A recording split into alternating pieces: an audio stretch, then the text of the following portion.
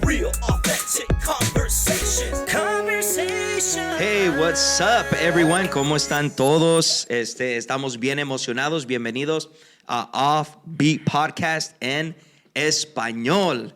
Y sabemos que ya tenemos tiempo sin dar un episodio, ¿verdad? En español, pero un saludo a toda la raza hispana, toda la raza latina, a todos los que nos escuchan.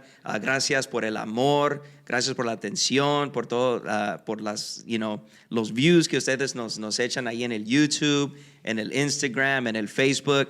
Estamos bien emocionados para esta nueva temporada. Y pues hoy aquí estoy con Luis Alemán por aquí, ayudándote como siempre para tener estas buenas conversaciones con gente talentosa y sobre todo con gente que quiere contar su historia fuera del beat. Eso. Y pues hoy tenemos a alguien bien especial. Tenemos a un amigo mío, un hermano mío.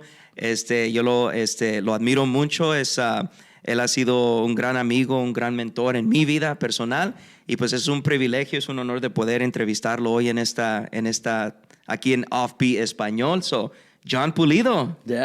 Pues muchas gracias, bro.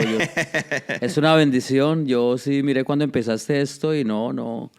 He mirado los capítulos y muy buenos, temas muy interesantes y yo te quiero dar gracias. Gracias por la oportunidad. Igualmente, brother, la amistad. Ya hemos pasado muchas cosas juntos, ministerio, hemos hablado cosas personales, ya hemos estado y así como tú crees que yo he sido de soporte en ciertas cosas para ti, igual tú, brother. Thank you. No, y bueno, pues platícanos un poco, John, de lo que, de dónde vienes, de dónde eres, porque pues ya sabemos que, bueno, pues si no saben, pero ahora van a saber, tú eres de Colombia, papá. Sí, yo soy colombiano, que ya casi no parece, pero sí, soy orgullosamente colombiano, me siento feliz de donde soy y sí, llegué aquí muy joven, a la edad de casi, no había cumplido siquiera los 16 años, vine porque me trajeron. Mi mamá me trajo, ella se vino aquí cuando yo me quedé en Colombia y tenía como 11 años. Y fue bien duro porque fueron de los 11 casi a los 16, fue una etapa bien dura en mi vida. Pasé por muchas cosas, como te comentaba, vi cosas que tal vez un niño a esa edad no tiene que mirar, ¿me entiendes? Pero Dios tenía un plan, yo llegué a este país con un plan, con un propósito de parte de Dios. Y a pesar de todo lo que batallé aún después de estar acá y todo eso, pero Dios tenía un plan sobre mi vida y hoy estamos aquí, le damos gracias a Dios. De repente como que te sale tu acento. ¿Sabes qué trato? Sí. Es que yo trato, a veces me dicen, ¿para qué trato? Lo que pasa es de que yo, por ejemplo, tengo muchos amigos colombianos, juego fútbol con ellos, nos reunimos y es quién soy yo, ¿me entiendes? Que tal vez que perdí un poquito, más adelante les voy a comentar, pero a mí no me crean que yo era colombiano, porque cuando yo llegué acá casi no habían colombianos y era bien difícil y pues yo me junté, tenía, te digo, 15, 16 años y pues me empecé a juntar con muchos muchachos de México. Sí. Y pues se me pegó lo mexicano. No, y es que sí cambia, Sí. es que aunque uno no quiera, los acentos cambian. Sí. Entre más tú te vas juntando, o aún aún en México, hay diferentes partes de México donde hay diferentes acentos o diferentes formas de hablar, o y qué sé yo, y de repente te vas juntando con esa raza de gente y se te va pegando. Correcto. Es como no hace mucho, yo acabo de ir allá a Michoacán y pues cuando voy para allá y ahí con la raza, con la familia y todo, pues se le empieza a salir uno eso, lo michoacano, pues ahí. Sí. Sí, es muy particular. Inclusive hay algún tema que se puede platicar sobre eso, sobre que cuando la persona es muy fonética o tiene mucha habilidad musical, como en tu caso, pues vamos a hablar sobre eso también, tienes mucho talento musical, tendemos a imitamos los sonidos y tratamos de imitar los acentos en muchos casos. A mí me ha tocado conocer gente de Colombia, un saludo para todos esos que conocemos de allá de Colombia, pero si algo admiramos de esa cultura, para mí personalmente es su manera de hablar. son muy propios al hablar. sí. Inclusive podemos decir que es como un acento muy educado, ¿no? El Sí. mexicano es un poquito más dicharachero, pero el colombiano es mi señor. No, pero Buena tarde. eso depende. Porque, por Ok. ejemplo, yo conozco las dos culturas. Sí, así como sí. conozco la cultura mexicana y como dicen ustedes, alburear. A mí un mexicano no me alburea. Yo le entiendo todo lo que dice. ¿Sí me entiendes? Sí. Porque O sea, tú crees... dices la carrilla, pues. Sí, no, Sí. o alburear eso que, por ejemplo, el mexicano dice que te hablan con doble sentido. Sí, A mí, sí, yo sí, les sí. entiendo todo, ¿me entiendes? Porque yo crecí con Con gente ellos, de ajá. Monterrey, con gente del Distrito Federal, aquí en Estados Unidos, ¿me entiendes? Sí, sí. Pero también no, sí, en Colombia hay gente muy... Por ejemplo, en Bogotá, como decía Jorge, los acentos. ¿Sí me entiendes? En Bogotá simplemente hay, no sé, 4 o 5 acentos diferentes, Yeah. pero los escuchas hablar y dices, estos son de Bogotá. A nosotros los de Bogotá nos dicen rolos. Sí, los ¿Me entiendes? rolos. Ahora está el que tú dices bien educado y todo, pero está el ñero, el que viene de la calle, el que para las Ok. que sea, papá, y Sí, hágale, sí, ¿sí me sí. entiendes? Yeah. Y hay diferentes, igual en México, yo me he dado cuenta, por ejemplo, los de frontera, como lo que es Sí. Tijuana, Mexicali, ellos tienen su acento de frontera. Sí, claro. Sí. Los de Michoacán tienen su acento bien fuerte, los Sí. de Sonora tienen su acento Ciudad de bien México, fuerte. ni se diga, los de chilangos. Ciudad de Oh, México. sí. En Colombia, por ejemplo, los paisas, los de Los Medellín. países es como que se pusieron de moda hace un Ellos, tiempo. entonces, que mi hijo, todo bien. Sí, sí. Ellos O sea, tienen eso es su- lo que escuchamos, pues, como en esas series, pues. Sin Es que hacerle- esos sin hombres ha- son los que buscamos. Sin hacerle publicidad a las series, ¿verdad? Ellos fueron los que nos enseñaron los acentos. Igualmente de los mexicanos, porque tú puedes escuchar algunas personas de otra parte de Latinoamérica que se expresan de nosotros con algunas palabras que en realidad no usamos coloquialmente, pero se usaban mucho en las novelas, ¿no? Correcto, Entonces sí. nos empiezan a tratar de imitar como en el acento de rebelde en aquellos años, Sí, ¿no? correcto, Y correcto. todas las palabras que quieren utilizar que realmente no se usan tanto en el lenguaje coloquial, pero como en ese tiempo se pusieron de moda, es lo mismo de los colombianos, de los argentinos, etcétera, etcétera. Sí, ¿no? claro. Pero, ¿cuál fue el tema que tú crees que causó en ti un despertar en tu niñez? ¿Qué es lo que tú crees que pudo haber, pudiéramos decir, marcar un parteaguas, o no solamente un parteaguas, en lo bueno o en lo malo, a dirigir tu vida por un camino que probablemente hoy tú puedas decir que no te hubiera gustado vivir? Sí. Pues yo, por ejemplo, creo que la separación de mis padres a tan Ok. temprana edad. ¿Cuántos años tenías? Cuando mi mamá se vino para acá, para este país, yo tenía 11 años. Me dejó con un tío, pero yo con ese tío, con mi tío, en paz descanse, nomás duró una semana, porque yo ya... Era bien difícil mi estilo de vida. Y salí, me fui para el barrio donde yo había crecido antes. Y ahí empecé a trabajar en una imprenta, en una tipografía se llama. Ok. Es una imprenta y en ese tiempo como si hacíamos calendarios, tarjetas de Navidad y todo se levantaba letra por letra. Eso era las tarjeteras, como imprimíamos todo y ese fue mi primer trabajo. Y yo trabajaba en ese lugar y ahí vivía. Y ahí empecé a crecer, pero igual empecé a juntarme con la gente en el barrio, empecé a fumar marihuana. Yo empecé a fumar marihuana a los 11 años. Empecé a tomar, y en ese tiempo, y todavía hasta el día de hoy en Bogotá, había mucha violencia. En ese tiempo no había pistolas, no, casi todo era a cuchillo, era con navajas. Allá les dicen patecabras a las navajas. Unas navajas que se abren y tienes que picharlas sí. atrás para que se cierren. Eso, todo el mundo cargaba eso y vi, tristemente, como niño, miré muchas cosas que, como te digo, no tenía que mirar a esa edad. Y creo que eso fue lo que un poquito no sé, me hubiera gustado haber crecido con mi papá, con mi mamá. Claro que para ese entonces mi papá y mi mamá...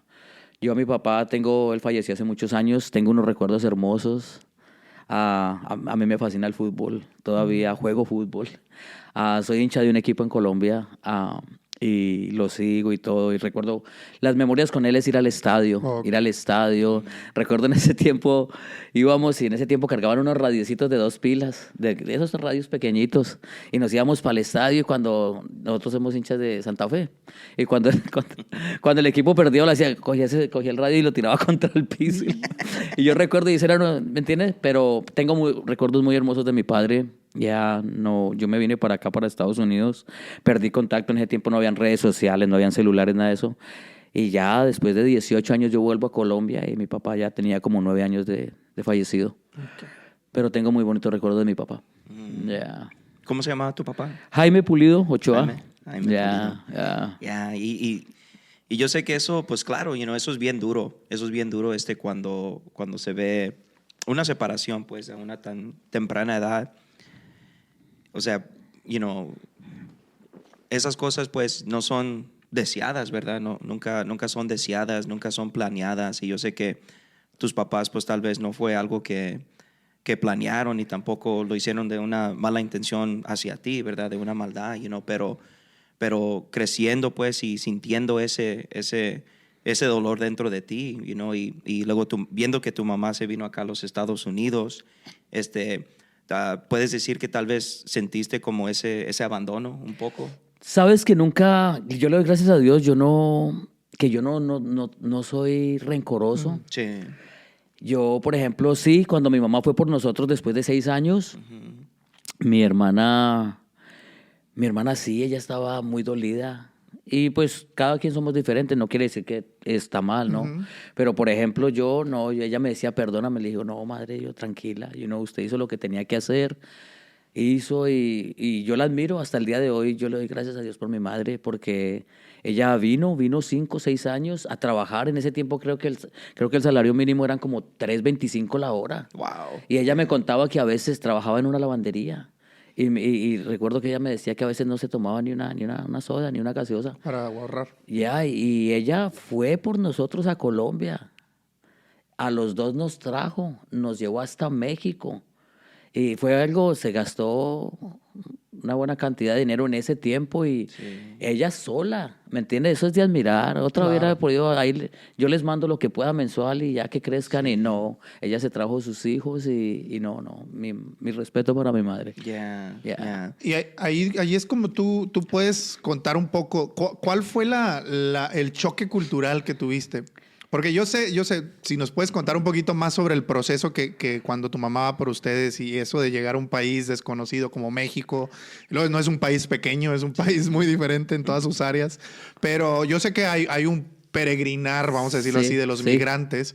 Pero, ¿cuál es el choque cultural que tú tienes por primera vez a los 11, 16 años, me cuentas? 16. Ese choque cultural de venirte de tu país, de Colombia, donde ya estabas tú creciendo, porque yo sé que Colombia es muy nacionalista, es un país donde aman su país, son muy, muy patriotas, pero ¿cuál fue ese choque cultural que pudiste tener en esa edad? Yo creo que cada quien es amante a su país. Claro, Como yo miro los mexicanos son orgullosos de ser mexicanos. Sí. Y claro, uno es orgulloso de donde es, ¿no?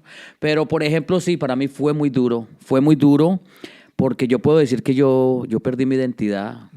O sea, yo vengo de Colombia, mi acento bien bogotano, bien rolo, colombiano 100%. El peregrinaje hasta aquí fue una cosa. Nosotros llegamos mi mamá fue por nosotros a Bogotá, y de ahí viajamos al Distrito Federal. Pero mi mamá tenía una visa al Cairo, Egipto. Supuestamente mi mamá era residente en ese tiempo. Entonces mi mamá dijo, no, pues nos pararon en inmigración en el Distrito Federal. Y ella le dijo, y bueno, ¿y ustedes qué? Dijo, no, pues yo voy a ir a Estados Unidos, porque yo soy residente, y de ahí viajo para el Cairo. Y de aquí de aquí de México, mis hijos viajan para el Cairo, Egipto. Allá se van a juntar con mi esposo. Claro, no era Sí, cierto, claro, ¿no? claro, sí. Y yo, ok. Y se quedó el inmigrante viéndonos y le dice a mi mamá, no sea mentirosa, dice, usted va a pasar a sus hijos a Estados Unidos por acá, por México. Y mi mamá, no, pero que yo soy rey, esto y lo otro. Espéreme aquí. Y nos tuvieron ahí como media hora, y nosotros dijimos, nos van a devolver, Y cuando nos regresaron los papeles, y pueden seguir. Entonces, estuvimos ahí en el Distrito Federal, que me iban a robar ahí en el DF. Váyanse al Egipto. Nunca se me olvida, me iban a atracar ahí, me iban a robar en el Distrito Federal. ¿A poco? A mí me gusta el Eso fútbol. no pasa. Tengo que me gusta el fútbol. Y ya duramos como 2 o 3 días, no sé en qué barrio estábamos, no sé, pero estábamos en el DF. Ajá. Y recuerdo que habían unos niños ahí y estaban jugando fútbol en la calle. Y dije, no, esto es lo mío. Y entonces yo me salí a jugar con los niños, y mi mamá me había dado la plata, el dinero. Sí. Y yo tenía un fajo así de billetes y monedas. Yo inocentemente, porque no sabía cuánto era lo que traíamos. Y ya se acabó, y no, que el chesco, decían ellos, que el chesco, la gaseosa, la soda. Y le dije, yo les compro a todos. Y yo cuando saqué todo eso. No, eran niños, eran puros niños. Pero yo vi que uno salió y se fue. Y ya estábamos tomando ahí las sodas y eso, cuando a lo lejos miro que vienen como unos 10, pero ya muchachos más grandes. Pues yo vengo también de lo mismo, yo vengo de la calle. Cuando los vi les dije, nos vemos. Y que O sea, pero ya te- venían, ya te la- no, venían a... ya te la venían- leíste, pues. No, ya, venían a asaltarme y todo. Ahí estuvimos 2, 3 días y luego viajamos a Tijuana. Volamos a Tijuana y en Tijuana ahí estuvimos y recuerdo que pues no fue tan difícil en realidad. Salimos, ahí duramos como 2 días también y luego y pasamos por la playa.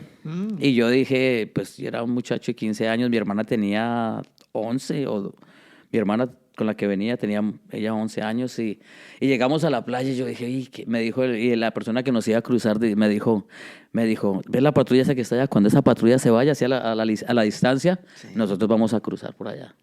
Y yo, listo. Yo dije, uy, qué pena adelante toda esta gente, vamos a cruzar aquí. No, cuando se fue la patrulla, todos se Todos cruzaron. Exactamente. Y sí, pasamos por un charco ahí todo podrido, nomás nos quitamos las medias, los calcetines y los zapatos y cruzamos, ya después y ya llegamos a San Isidro, San Diego. Y ya no fue, la verdad, no fue una cosa difícil. Pero lo cultural sí fue duro, porque aquí en ese tiempo no habían colombianos. No habían colombianos. Yo llegué a una cultura de pandillas bien fuerte aquí. ¿En qué año llegaste? Yo llegué en el 91. Híjole. ¿Y llegaste aquí luego a California? Yo llegué aquí. Aquí a Colton, San Yo Bernardino, llegué exactamente, yo llegué a la ciudad de Colton.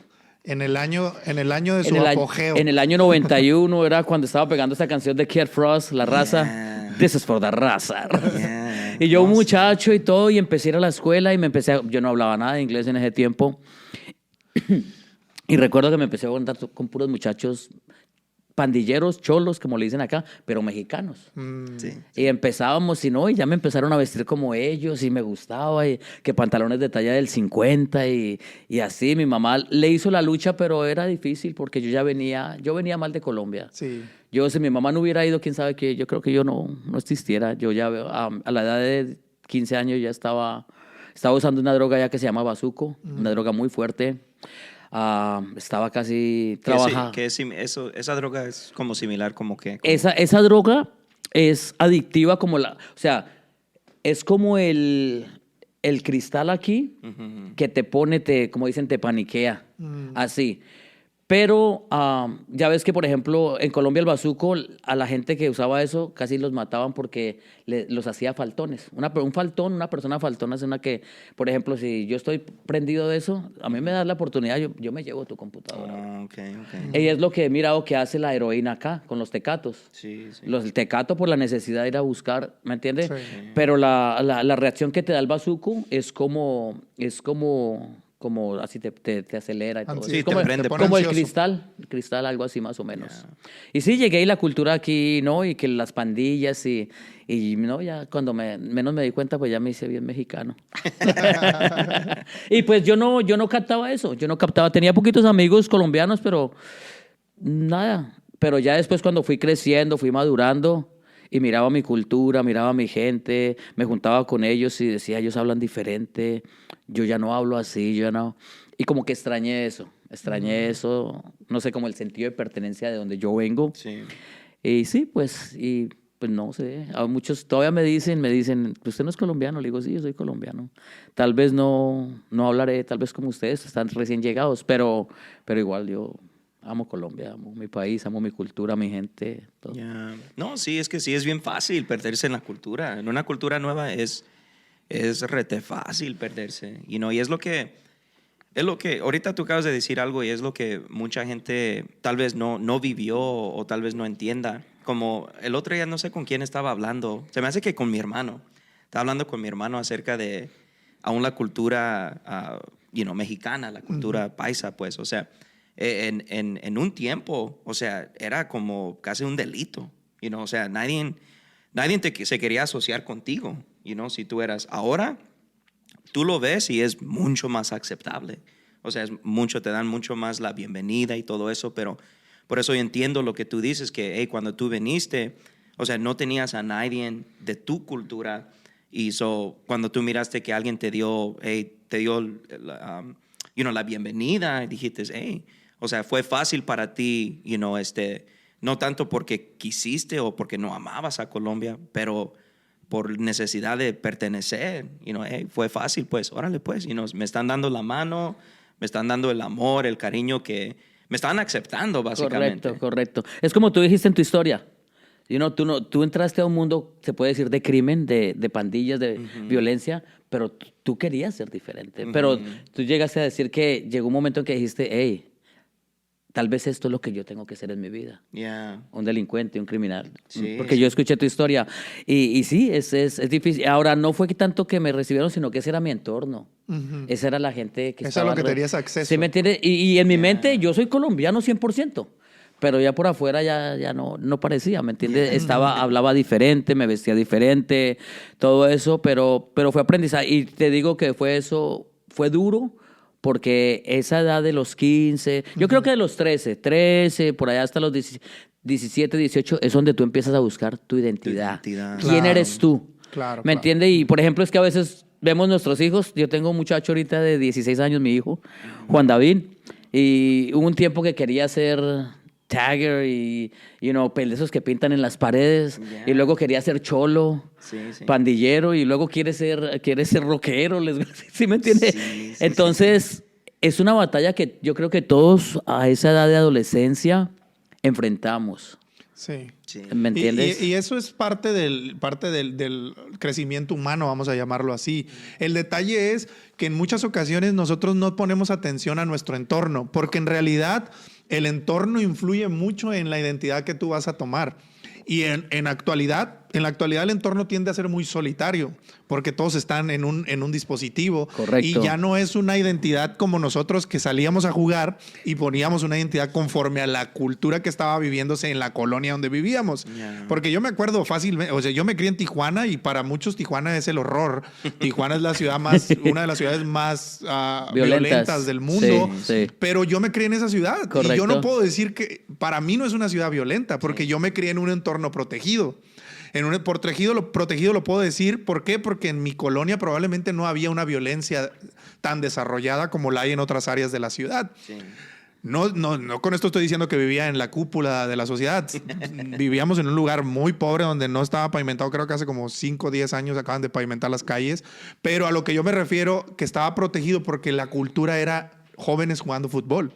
Correcto. Jóvenes jugando deportes, jóvenes buscando ser mejores en la educación, ser buenos en la escuela. Entonces ese entorno a mí me hizo crecer protegido, porque la mayor parte de la que yo buscaba pertenecer era sacando 10 en la escuela, teniendo un mejor promedio, siendo el mejor jugando la posición que jugaba de fútbol, etcétera, etcétera. Pero yo miro que la cultura de los 90s acá era una cultura fuerte en ser esa persona que se vestía con pantalones flojos, que usaba FUBU, que usaba los tenis No, Nike. en ese tiempo usábamos los Nike Cortezes. Eso, los Cortez. Los Dickies, Ben Davis. Y eso era, y ropa grande, y luego rapados, y que los Exacto. tatuajes y todo. Y tú, por ejemplo, ibas a los 90s con un tatuaje y no, te miraban. Ahorita todo el mundo está tatuado. Todo el mundo Es está una tatuado. cultura. Ahora, hay varios factores que contribuyen a eso. Número uno, de cómo creces en el entorno que creces. Número uno, en mi caso, fue la falta de mis padres. Porque tú puedes crecer en un lugar feo a veces, me refiero a Sí, con sí, sí, el violencia y entorno. todo eso, pero cuando tienes un hogar que está bien diseñado, tienes menos riesgo. No quiero decir que no, pero tienes menos riesgo de caer en eso. Y otro factor es la inmadurez de la edad de uno. Claro. Porque, por ejemplo, uno dice, hoy quiero hacer esto y mañana quiero hacer lo otro, pero no, por ejemplo, ahorita si yo te digo, hey, George, vámonos de pandilleras, te vas a decir, no, pero lo primero vas a pensar, porque Ya, ¿qué lo nos vamos a piensas, meter de No, tengo mis hijos, mi familia, tengo esto. Estás loco. No- O sea, tienes más que perder y más por o sea, pensar. ya estás, ¿por qué? Porque ya maduraste, porque ya entiendes la vida. Pero muchas veces uno a los 13, 14 años, Te quieres es comer como, el por mundo. ejemplo, mi hijo ahorita está pasando pues en esa etapa, ¿no? Y a veces yo digo, y yo quiero como que entienda, le digo, pero ¿cómo va a entender? Y luego me devuelvo yo, cuando yo tenía su edad de él, no, mi hijo es un ángel. En realidad mi hijo es un ángel. Como yo era a la edad que él tiene ahorita, Claro, yo ya claro. estaba en la calle, prendido al cristal, estaba haciendo cosas que no tenía que hacer en la calle. Mi hijo no se va para la calle, mi hijo, ¿me entiendes? Entonces tenemos que, a veces se nos olvida. Claro. Queremos imponerle, por ejemplo, a nuestros hijos lo que somos ahorita a un muchacho. Queremos que se porte como un adulto. No, él se va a portar como un adolescente porque es un adolescente. Claro. ¿Me entiendes? Y va a llegar su tiempo en que, con el favor de Dios, él va a cambiar sus hábitos, tal vez que no sean buenos y, va a seguir con su vida. Y yo creo que también es por el temor, pues. El temor de que, pues también por lo que uno ha pasado. Me imagino igual como tú, que pasaste lo que tú pasaste. Y pues también, cuando tú reflejas, o sea, mucho fue por un buen aprendizaje, ¿verdad? Pero también mucho de lo que tú pasaste. También, o sea, cuando tú miras a tus hijos, tú miras y dices, man, lo menos que uno quiere es de que los hijos pasen por lo mismo que uno pasó, y a veces por eso también uno a veces se pasa de duro. Yo lo digo porque a veces yo me pongo en esos zapatos. O sea, yo a veces me puedo ser un poco muy duro con mis hijos, pero por esa misma razón. Y eso fue algo que constantemente estamos hablando con mi esposa, de que, ok, está bien, tienes estos temores o has vivido estas experiencias, pues entonces aquí es donde tú tienes que sentarte bien con tus hijos y hablar con ellos y explicarles, ciertas cosas o por qué tú reaccionas de cierta manera para que ellos así puedan entender, pero... O sea, a veces sí, o sea, dices, man, no quiero que pasen por lo que yo pasé, no quiero, y a veces uno, mira y se imagina lo peor, pero como dices tú, cuando uno realmente se pone a pensar, dices, no, yo a esa edad, no, es estamos bien, estamos bien. ¿Cuál era lo típico? Ay, no, yo sé. Yeah, sí, uno sí, a esa edad sabe todo. Ajá. Cuando no sabe nada. No sabe nada. Sí, eso es lo que muchas veces nosotros como adultos, pudiéramos decirlo adultos que vamos en el momento de crecimiento o buscando la madurez, no vemos en nuestras generaciones, porque en realidad nosotros estamos poquito más adelante que ellos, pero nosotros tenemos que entender que podemos ser ejemplo.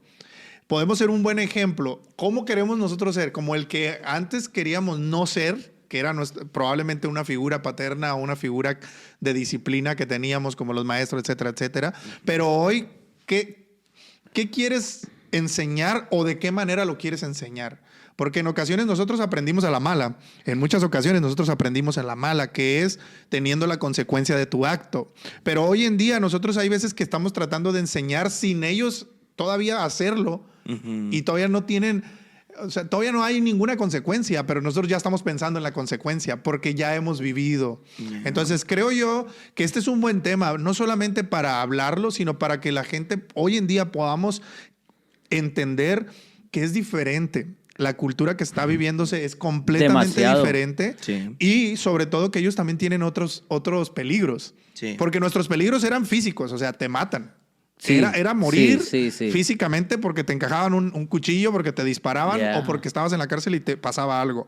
Hoy en día, si tú te das cuenta, no es un peligro físico, pero es un peligro de cancelación que en las redes sociales, que los humillan en las redes sociales, que los cancelan en las redes sociales. Hoy en día, mira, yo te voy a dar un ejemplo cercano. Mi niña, por ejemplo, me llega diciendo que no le hablan en su escuela. Y tú dices... Pues no, si no te hablan, pues ve y juega con otros niños. Hay 300 niños más en tu escuela. Pero eso es lo que están viviendo hoy. Hoy ya no es el peligro que nosotros vivíamos físico de que alguien te hiciera algo. O que te vinieran y te empujaran. Exacto, o un puño. o el bullying que nosotros vivimos. Bullying. Oye, ¿qué bullying viviste tú como colombiano? ¿Qué bullying viviste tú como mexicano Si acá? usted llega a llorar a la casa, antes le pegaban. Le pegaban. Va y se agarra. Y si le ganan, yo le pego a usted. Yo le voy a pegar a usted Sí, también. sí. Entonces, ahora nosotros tenemos que entender ese tema que estamos pasando, porque en realidad nosotros tenemos que ser un poco conscientes de que los peligros son diferentes. Probablemente los peligros no son físicos, pero sí son aquí. Sí, son mentales. Son mentales. Y hablábamos tú y yo hace algunos días en casa sobre cómo es tan importante, porque nosotros recibimos una educación. Y esa educación, si yo no estoy mal o si estoy mal, corríjanme, pero fue una educación literalmente matemáticas, etcétera, etcétera, pero nunca nos dieron una educación financiera, nunca nos dieron una educación emocional y si vemos, todos los resultados que hemos tenido en el pasado fueron porque no teníamos una educación en eso. Yeah. Pero hasta el día de hoy la enseñanza en las escuelas es igual. Y sabes, acabé de mirar un reel donde hablan lo que estás diciendo tú. Es cierto, o sea, en la escuela nunca nos enseñaron muchas cosas. Nos enseñaron matemáticas, nos enseñaron, bueno, los que fueron a la escuela. Nos enseñaron Sí, y yo en mi vida la he usado en la vida real. Yeah. No, y sí es muy cierto. O sea, es 100% correcto. O sea, y yo creo que en ese asunto, pues hablando de lo que acabas de hablar, es una buena, es un buen momento de poder reflejar y poder analizar y poder decir, ok, por eso tanto como los daños de antes y tanto como los daños de hoy, una cosa que siempre podemos relacionar o siempre lo que va a ser relevante son las emociones. Claro. O sea, eso es algo, por eso yo soy un creyente grande, o sea, en inglés se dice emotional awareness, o sea, de estar alertas emocionalmente, o sea, la inteligencia emocional, y la razón por qué es tan importante, porque la inteligencia emocional lo que nos enseña es no tanto saber totalmente lo que estamos sintiendo o lo que nuestras emociones lo que estamos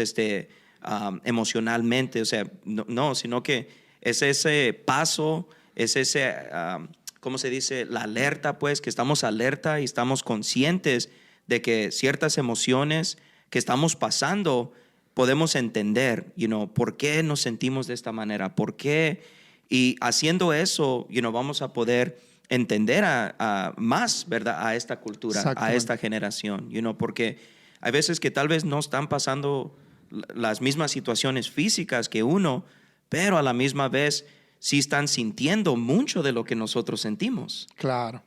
La única diferencia es de que nosotros nos fuimos por otra ruta, sí. Otra ruta, pues, ¿para qué? Porque lo que estábamos buscando era aceptación, pertenencia. Exacto. O sea, es lo mismo lo que ellos sienten, lo que pasa es que las culturas son muy diferentes. Exacto. Es como, por ejemplo, él no necesita publicidad porque ya la tiene toda. El cantante de hoy, el famoso de hoy, ¿quién es? Bad Bunny, right? Y decimos, no, ese guy canta pura porquería. Yo soy uno que digo, no, ese señor no, ese muchacho no, ¿me entiende? Y nuestros hijos o los jóvenes de hoy en día pues dicen, pues esta es la música que a mí me gusta. En nuestros tiempos escuchamos nuestra música y para nuestros papás era una basura. Solo que cambian, el problema es el mismo, lo que pasa es las generaciones. Exactamente. Todo ha cambiado, todo va cambiando y tenemos que nosotros mirar ese cambio y adaptarnos a ese cambio. No quiere decir que tenemos que vivir como vive esta sociedad, pero sí tenemos que entender a nuestros jóvenes, a nuestros hijos. Sí. Y hablando de este tema, regresando a tu testimonio, ¿qué es lo que tú crees que dentro de tu vida emocional fue modificando al llegar acá?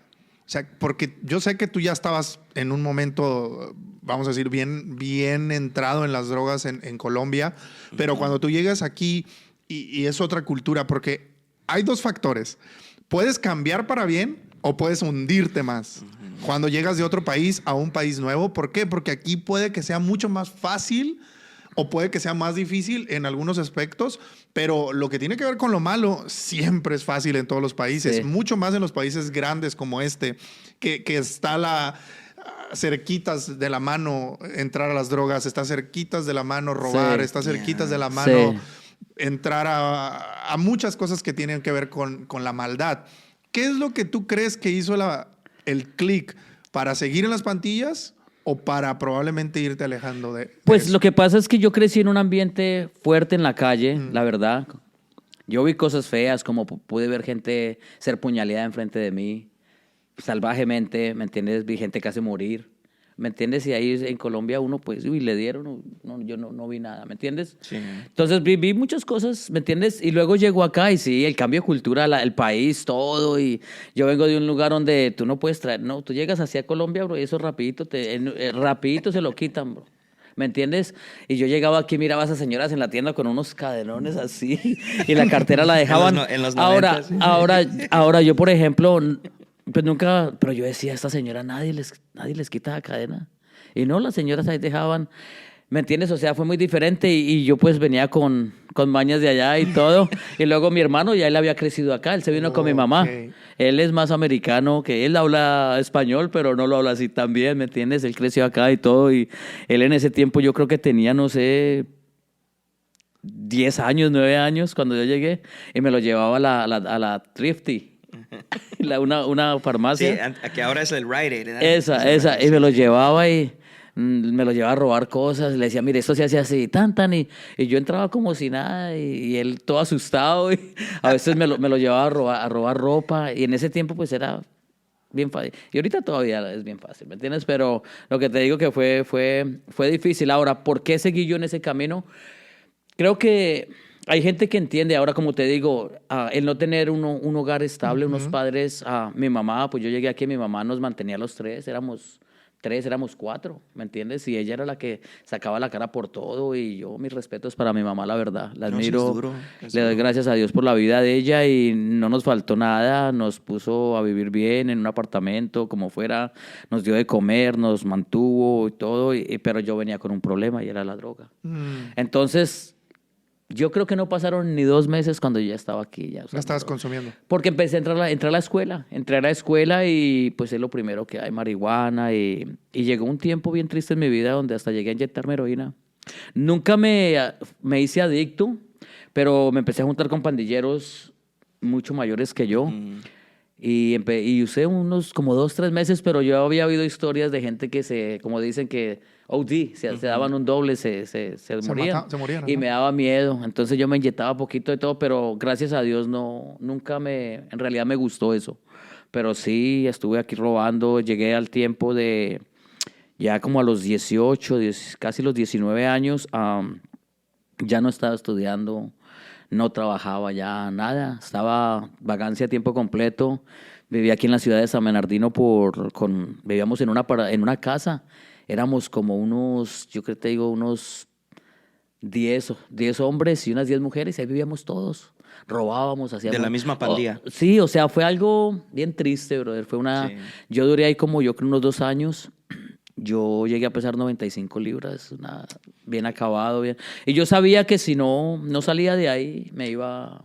Y ya para entonces, pues dices que claro, te introducieron a la marihuana, te introducieron a... O sea, bueno, yo- no, aquí, bueno, eso ya aquí, lo venías. ya lo traía. Ya lo traías, pero Sí. aquí en los Estados Unidos, o sea, luego, te reintroduciste pues a la marihuana, aún llegaste a usar la heroína, pero ¿qué fue lo que realmente te prendió, te pegó, te hizo que tú dices, man, eso me tumbó gacho, El cristal. el cristal? Yeah.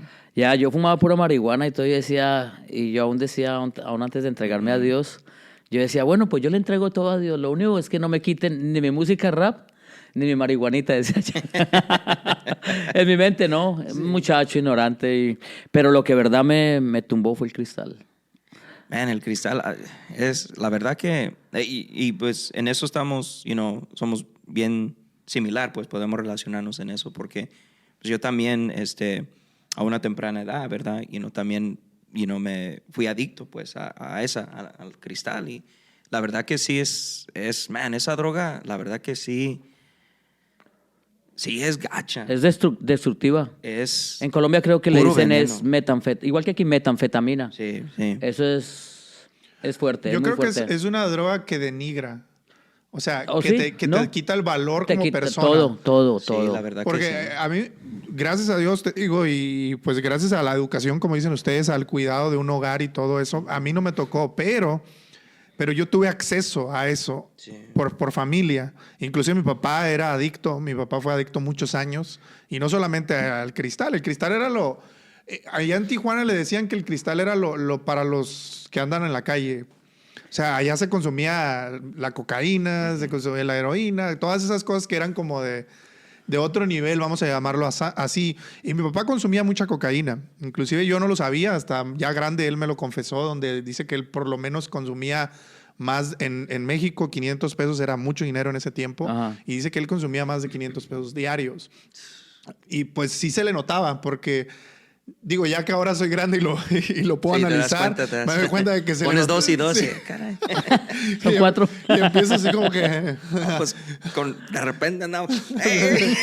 Como que usaba mucho papel para las narices. ¿No?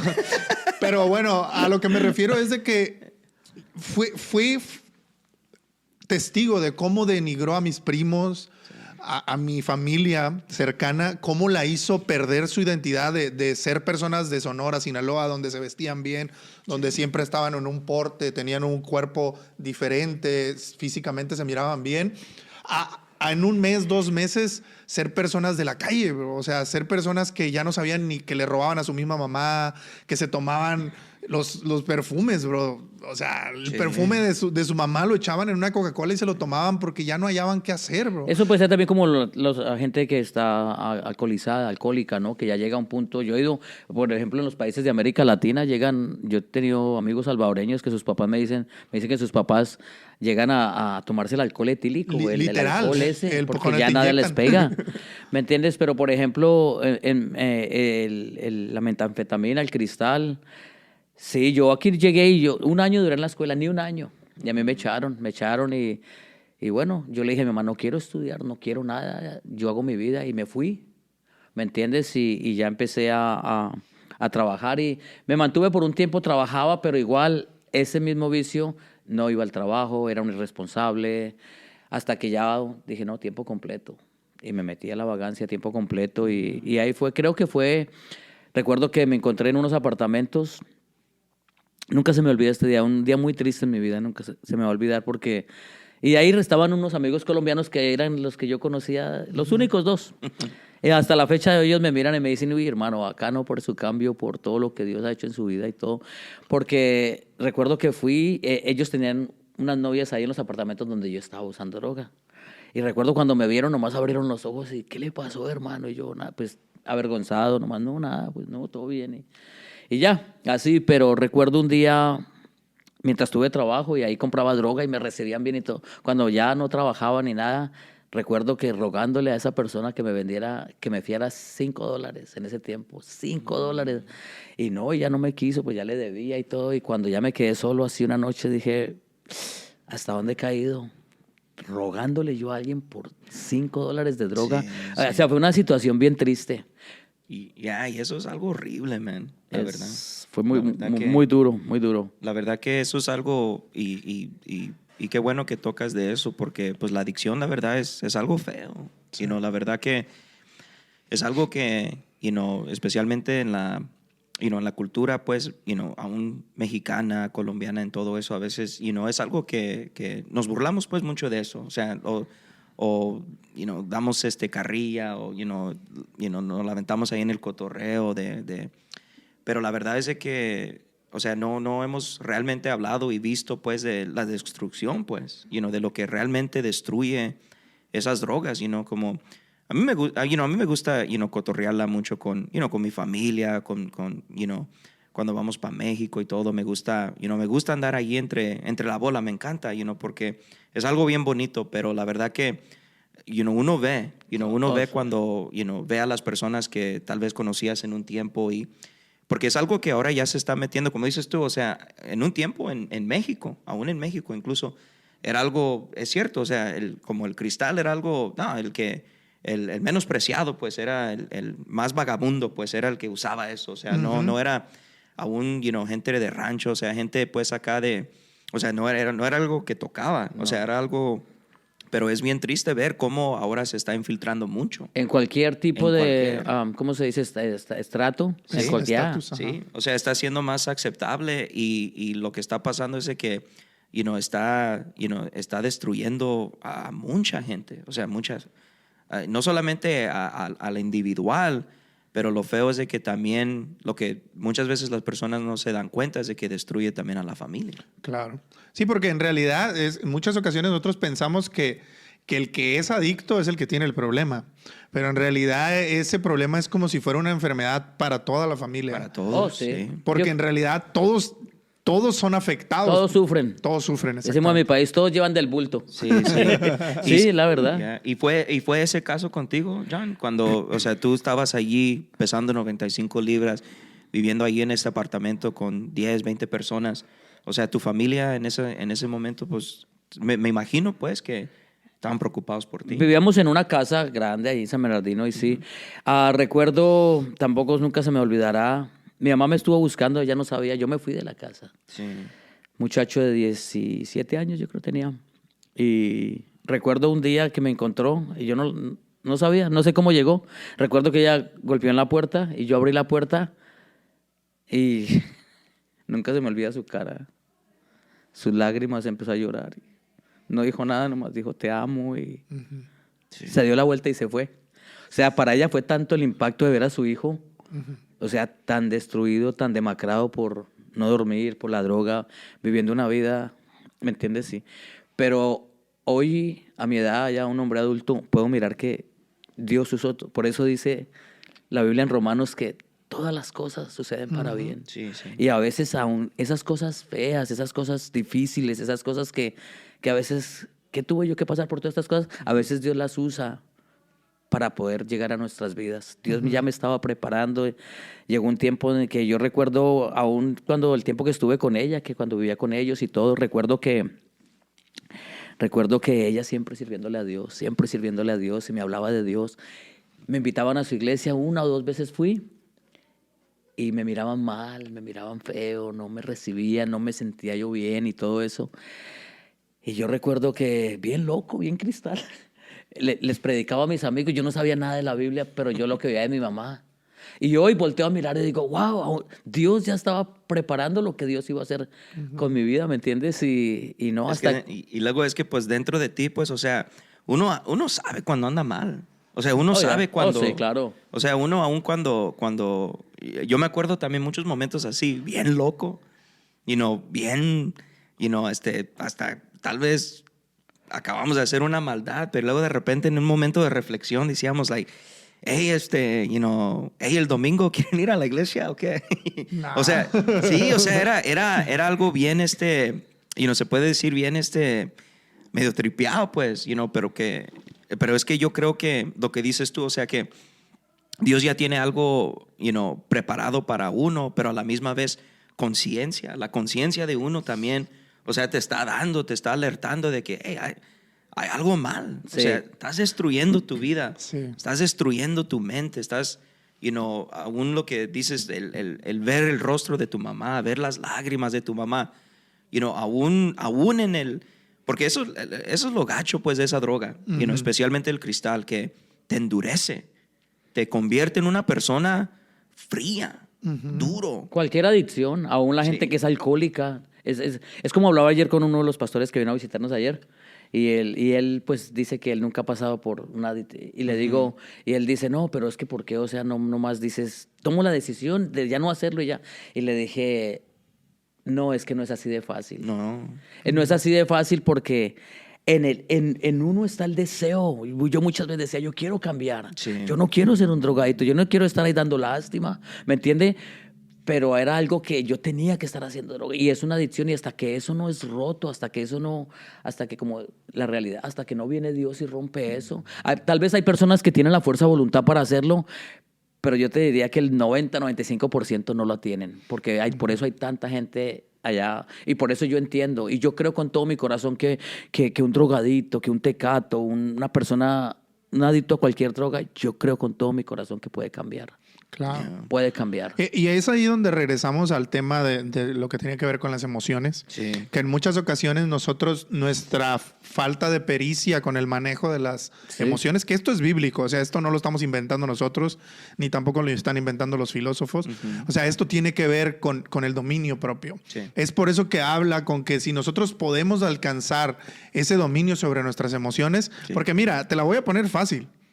O sea, alguien que no ha vivido una adicción con la heroína, con la cocaína o con todas esas drogas fuertes, pero la tiene con el azúcar. Tienes una adicción al azúcar, tienes una adicción a la comida, tienes una adicción a... ¿Por qué? Porque realmente deja de comer lo que estás haciendo y te vas a poner medio... Es más, deja de tomar café en las mañanas y verás cómo te va a ir. Porque estás adicto al café. Sí. Eres un adicto a la comida, eres un adicto... Entonces, muchas veces nosotros queremos juzgar desde una perspectiva donde tú no estás en eso. Correcto. Pero yo que no he vivido ninguna adicción a ningún tipo de droga, pero vivo todavía constantemente la adicción a los tacos, a las tortillas. Entonces, es ahí donde tú te das cuenta, ok, si yo tuviera tanta fuerza de voluntad como lo dices tú, pudiera dejar de hacerlo. Sí. Pero en realidad siempre tiene que haber un factor. Ese factor es Dios. Y ese factor siempre va a estar ahí, en la necesidad de que alguien te haga entender más allá de tus emociones, más allá de tu pensamiento y tu inteligencia o lo que tú quieras llamarle, contexto de vida, etcétera, etcétera.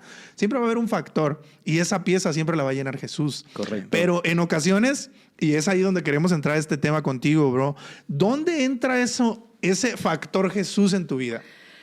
Yo creo que llegó cuando tenía que llegar, en lo más triste de mi vida, creo que era ya 19 años, o sea, llevaba que 3 años y medio acá nomás, pero era una condición O sea, te fuiste recio. o sea, es que ya venía así. Ujú. Yo estuve ahora tú tienes que entender, un muchacho, no un muchacho, un niño, 11 años es 11 un años es un niño. niño Como todavía. tú decías, la situación que te pasó en la escuela, Sí. fuiste tratado como un adulto cuando tú eras un niño, bro. Sí. 11 años, ¿me entiendes? Entonces, de los 11 años a los casi 16, fueron 3 años, 4 años y medio que yo estuve solo. Yo aprendí a vivir por mí mismo. ¿Me entiendes? Y ya, pues, cuando llegué aquí, mi mamá quiso, no, ya no podía. Sí, ya venías con Tú no me- aviada. Sí. Ya no me puedes decir qué hacer porque yo ya tengo 4 años viviendo solo. Claro. Entonces ya no pudo. Llegó un tiempo que dijo, yo no puedo hacer nada más, mijo. Dios te bendiga, aquí estoy para ti. Pero llegó un momento en que la situación se puso tan tensa en la casa tensa que yo no podía entrar.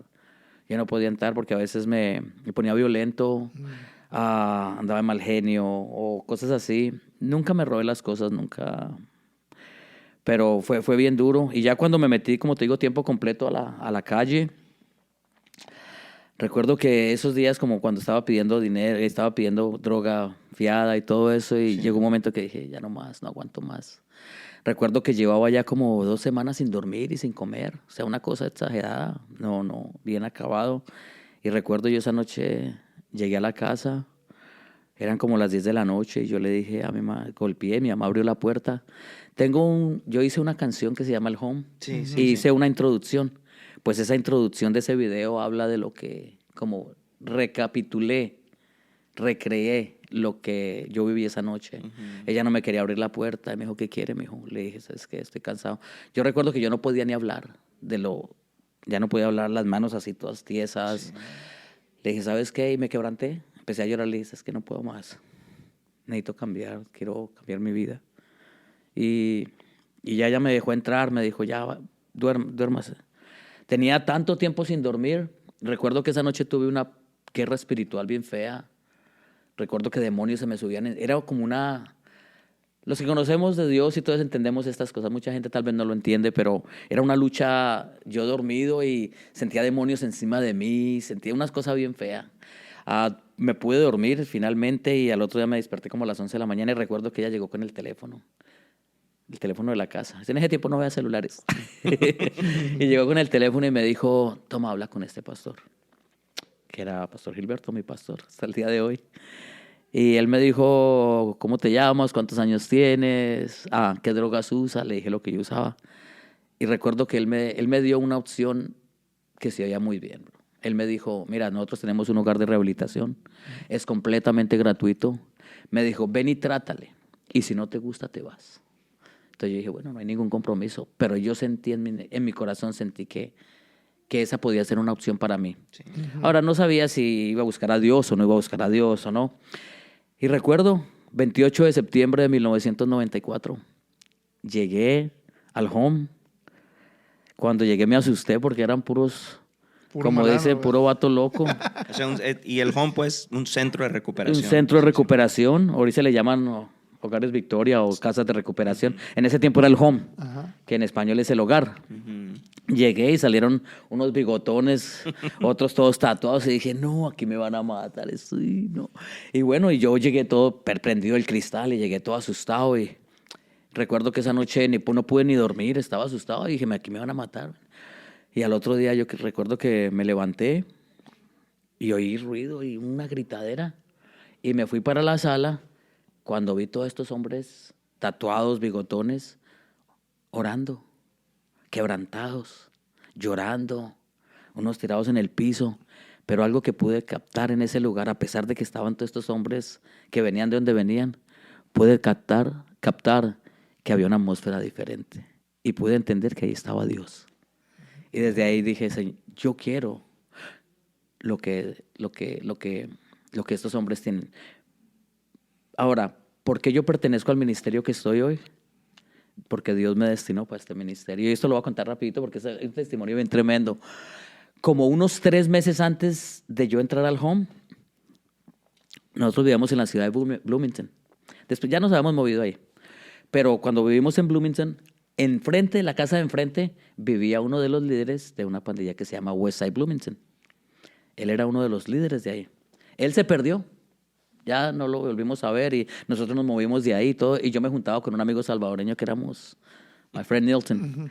Y sí, y una vez le dije, mi mamá me dijo, ¿te acuerdas de Junior, el que vivió en Le dije, sí, que le entregó su vida a Dios. Y dije, me entregué ese man, no, ese man que va a cambiar, ese man está, porque el era cosa seria, el man era bravo. Y así, y entonces una vez ya como sin dormir como 2, 3 días, le digo a mi amigo Nilton, hey, amanecimos un sábado bien locos. Y le digo, hey, ¿sabes qué? Vamos a visitar a este man es que cambió y que esto y lo otro. Y, vamos, y llegamos allá. Y le golpeamos en la puerta, salió la mamá y dice, sí, ya se lo llamo. Cuando este hombre viene así en shorts, sin camisa y estaba así, todo tatuado y todo, pero algo había en su cara, algo había en su cara. En su rostro había una luz. Yo no sabía qué era en realidad, pero yo le dije a él, yo cuando lo vi se me salieron lágrimas y le dije, ¿sabes qué? Yo quiero lo que tú tienes. Yeah. Y él me habló nunca me habló el nombre del ministerio, nunca me dijo nada, me dijo, yo estuve en un lugar de rehabilitación, estuve en una iglesia, En ese tiempo él fue a Victory Outreach, San Bernardino, la iglesia en inglés. Oh, okay, sí. Así, y yo ese día hasta tiramos la droga y que ya no más, y con mi amigo duramos una semana y a la semana otra vez empezamos.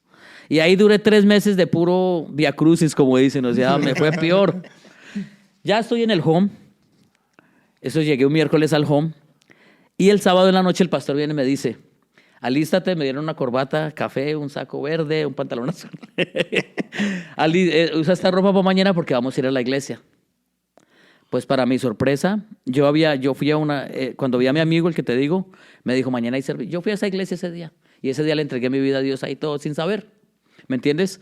Pasaron los 3 meses. Para mi sorpresa, cuando yo voy a esa iglesia, donde mi pastor me dijo, era la misma iglesia donde 3 meses antes yo le había entregado mi vida a Dios. Sin saber, pues, o sea. Sin saber. Entonces, cuando yo llego ahí, ya estando en el home, dije, y ya con el paso de los años dije, Dios me llamó a Alcanza Victoria.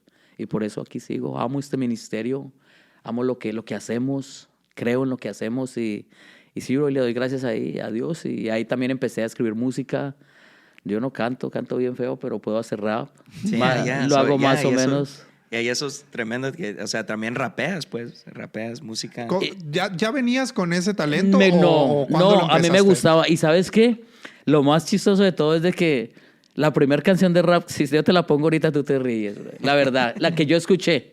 No fui un rapero, digo cristiana. Ajá, la primera canción de rap la escuché con un evangelista que se llama José Holguín. Él no rapea, brother. Él no rapea, pero él saca diferentes mariachi, banda y oldies y todo eso. Y había una canción, si tú edificas en la arena, no durarás. Y yo dije, y yo empecé en ese tiempo no había pistas como ahorita tú te metes a internet y agarras la pista que tú quieras. Ahorita pagas $500, agarras una muy buena pista y, ¿me entiendes? Te hacen lo que quieras. En ese tiempo no. En ese tiempo para conseguir una pista no había ni CDs todavía. ¿Sabe qué eran los cassettes? Era el tape. Y por un lado traía una canción, y por el otro lado traía la pista. Yo me acuerdo, la primera canción de rap que yo escribí, la escribí con la pista de On a Sunday Afternoon, de Lighter Shade of Brown. Unos muchachos de Riverside. Y ahí empecé a escribir. Y una vez me dijeron, estando en el home, me dijeron en la iglesia, cántala. Y desde ahí Dios empezó. Nunca he sido así dedicado al rap, o sea, tiempo completo, pero creo que he venido desarrollando, hubo un tiempo que paré unos años, dejé de hacer música. Ahorita seguimos haciendo música, claro, ya no tenemos la edad que teníamos antes y todo, pero creo que tenemos un poquito más de experiencia. La música ha cambiado, ya salió un poco el boom bap, el rap clásico, ahorita entró más el trap, el dembow, un poco de subgéneros de lo que es la música urbana. Sí. Y pues nos estamos adaptando y yo lo importante de todo es llevar el mensaje. Siempre... Pero en realidad, como te repito de nuevo la pregunta, ¿en realidad tú ya venías con un gusto musical desde Colombia o no? Porque en realidad, si nos vamos a las bases, Latinoamérica fue uno de los precursores de la música rap. No como tal, pero la música como el reggaetón y todo lo popularmente conocido viene con esas mezclas es latinas. que el reggaetón salió un poquito después. En realidad la música urbana, el rap, lo que es es de el aquí. rap callejero, el rap conciencia, viene de las calles de Nueva York. Ajá, Eso sí, viene sí, de aquí sí. a Estados Unidos. Sí, Y eso la cultura se fue a nuestros países. Yo recuerdo que creciendo a mediados de los 80s, por ahí del 86, lo que llegó y fue una bomba fue el rock en español. Eso sí fue una bomba. Cuando salieron que los prisioneros de Chile, que los toreros muertos de España, de México salieron los Caifanes. Soda Stereo de Argentina. No, era el Duncan Du de España. Entonces no venías con rap de Colombia. No, a mí me gustaba el rock en español, pero había escuchado recuerdo que solo 2 canciones, antes de venirme acá, escuché 2 canciones de rap. Una era Mentirosa de Mellow Mayonnaise. Check this out, baby. Tenemos tremendo. ¿Nunca las No. That's too old for you. Muy bien, muy Voy a antiguo. tener que buscar esa. Esa, bro, ya. Y era esa, era bilingüe. Era Spanglish, español, inglés. Y luego la más antigua, la primera canción de rap que yo escuché, se llamaba Mi Abuela, que es una canción de Wilfred y la Ganga de Puerto Rico. Ese es un rap. Yeah. A ver, el que la haya oído, que la taguee ahí abajo para acá. Sí, Mi abuela. Y en español, déjame te cuento, para que tú veas. Y es de un hombre que está pues en su onda, ¿no? Y se va a visitar a su abuela y su abuela lo pone a... Quedó con ganas de nunca volver con la abuelita. Y fue la primera canción. Y luego ya llegué aquí. Y no, te digo, llegué aquí los 90s. Estaba Lighter Shade of Brown, su apogeo. yeah, sí. Estaba Kid Frost. Y era de la música. Eso es lo que se llama hoy en día gangster rap. O rap de pandillas. De pandillas, Eso salió Kid Frost. Y luego salieron un montón de gente más. Y luego estaba... El hip hop, En inglés yeah. estaba NWA, Eazy-E. Eazy-E, Tupac, o sea, todo. Y Todo ya, ese y rap. todo eso, y ahí a mí me fascinaba el rap. Pero yo era puro rap pandillero, me gustaba rap, gangster rap, era Pero, lo que yo ¿y escuchaba. cuándo tú crees que comienza esa pasión por escribir? En realidad, pues lo hice como un hobby, dije, voy a ver si puedo hacerlo. Y no, y tú escuchas, como te digo, escuchas mis canciones primeras y no, esto no sirve.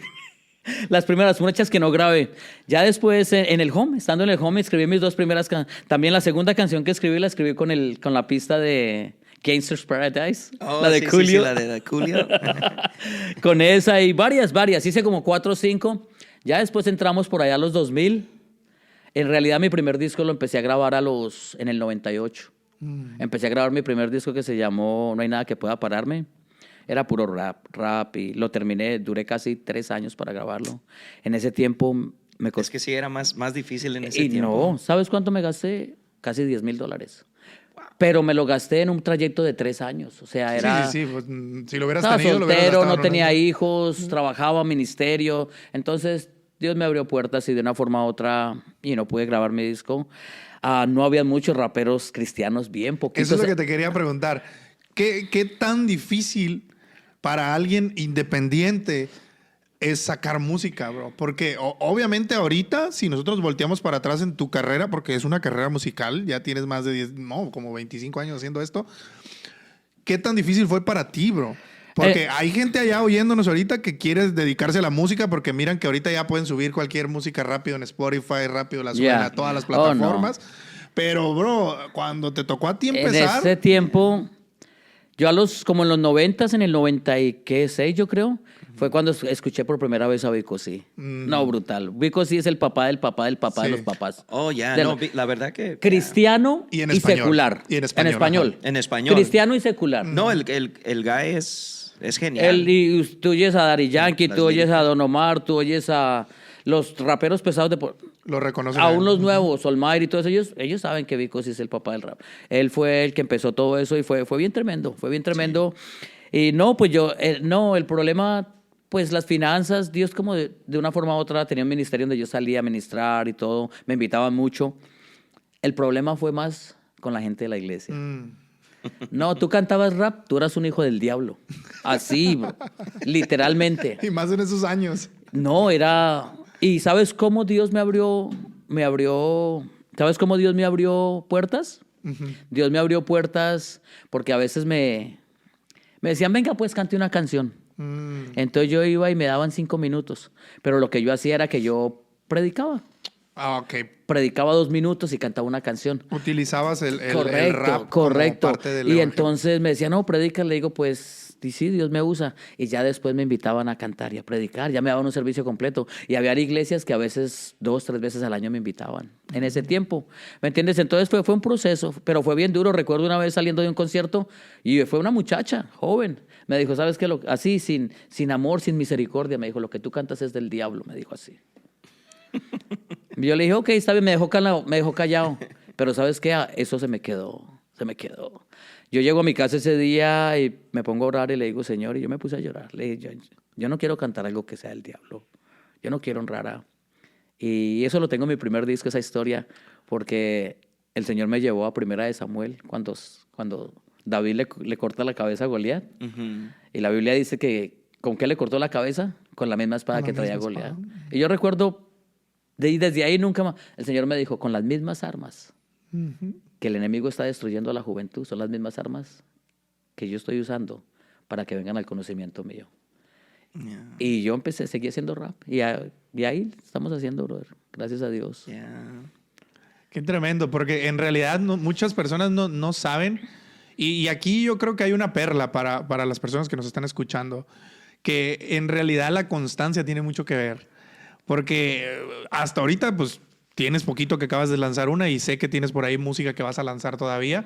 Entonces yo sé que hasta hoy en día, aunque como tú dices, ya no tengo la misma edad de antes, ya no estoy en la misma forma de antes. Correcto. Pero sigues constante haciendo música para el Señor. Y lo que pasa es que ahorita hay mucho muchacho nuevo y muy buenos. Yo conozco, tengo amigos, por ejemplo, Antídoto, Inmortal, TYL. Son muchachos que yo los admiro. Y ahorita en español, muchachos, en México hay una ola tremenda de raperos buenos, cristianos, que le sirven a Dios, muchachos que aman la obra, que aman la gente, todo eso. Y ahorita yo digo, no, yo no tengo el nivel de ellos. Ahora, tal vez no estoy en el lugar que tal vez debería estar, porque te digo, yo paré más de 10 años. Y aún cuando quise volver a hacer, dije, y alguien me dijo, mientras tú sientas el deseo en tu corazón y mientras Dios te use, hazlo. Y yo a veces digo, no, porque ya estoy mayor, y a veces digo, no me quiero ver ridículo. Y hay gente que me dice, tú síguelo haciendo, mientras Dios te use, síguelo haciendo. Y creo que le vamos a dar otros añitos más, ¿me entiendes? Sí. A la música. No, y ahí vamos a poner sus canales de YouTube, así para que lo puedan ver, y gente pueda ver por ellos mismos, pues, la música, porque la verdad que, o sea, me gustó lo que dijiste, pues, de que, o sea, es una arma, pues, es una arma que fue usada para poder edificar a los demás, porque a veces es lo que a veces personas no entienden, y no quiero poner en mal, pues, pero a veces, es lo que muchas veces en ese tiempo, por ejemplo, pues las iglesias no entendían. Y hoy también, hasta hoy también. Y hasta hoy a veces es muy difícil. Ya sé por dónde vas, y sí, te apoyo, estoy completamente de acuerdo. Porque, o sea, es algo que necesitamos que estar conscientes, ¿verdad? De las nuevas culturas, pues, de las culturas, de lo que se está desarrollando, y como en ese tiempo fue algo que, fuertemente, y aún hasta hoy en día, o sea, tú sigues desarrollando, tú sigues escribiendo canciones, sigues grabando canciones. ¿Por qué? Porque, de acuerdo a lo que tú estás recibiendo, tú lo quieres dar, y hay gente, hay personas allá afuera que están beneficiando de lo que tú les estás dando. Y yo creo que eso es muy importante. O sea, necesitamos que ser sensibles, ¿verdad? A donde va nuestra cultura, hacia, no tanto porque... Y yo creo que a veces ese es un tema que yo creo que podemos hablar toda una hora, yo creo, de ese tema. O sea, que a veces es triste, pero a veces somos los últimos, ¿verdad? En darnos cuenta que la cultura va cambiando. La iglesia. O sea, la cultura en la iglesia, pues. Pero tú te refieres, los últimos en darnos cuenta somos la iglesia o los creyentes. Sí, sí.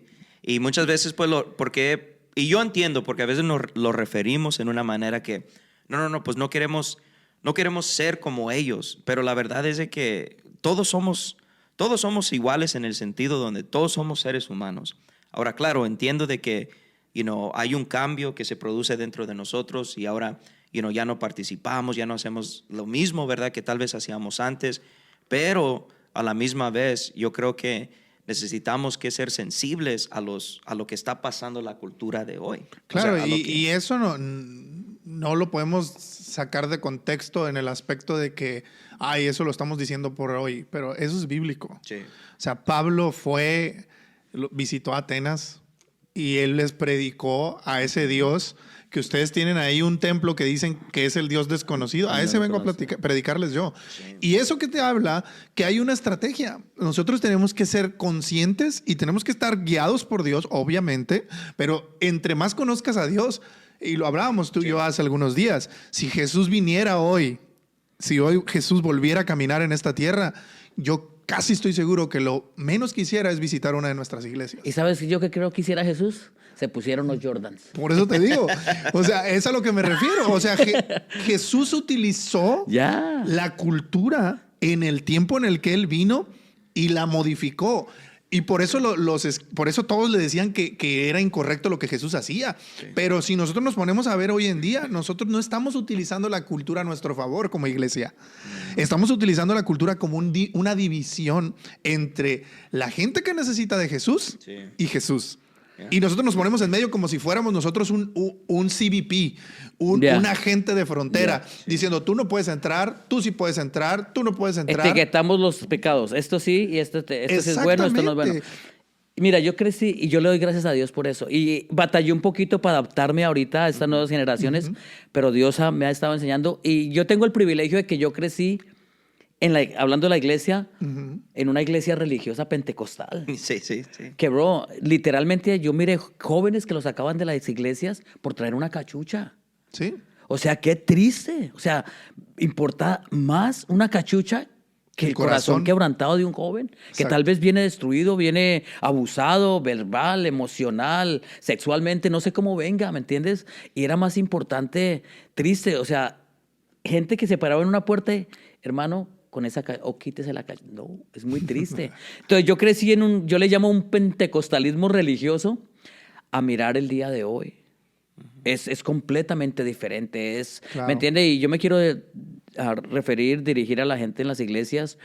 La cultura ha cambiado. Sí, Dios no ha cambiado, la palabra de Dios nunca va a cambiar, pero lo que sí han cambiado son los tiempos y las generaciones han cambiado. Claro. Si nosotros no nos adaptamos con la misma palabra que hace 20, 50, 100 años, la misma palabra de Dios.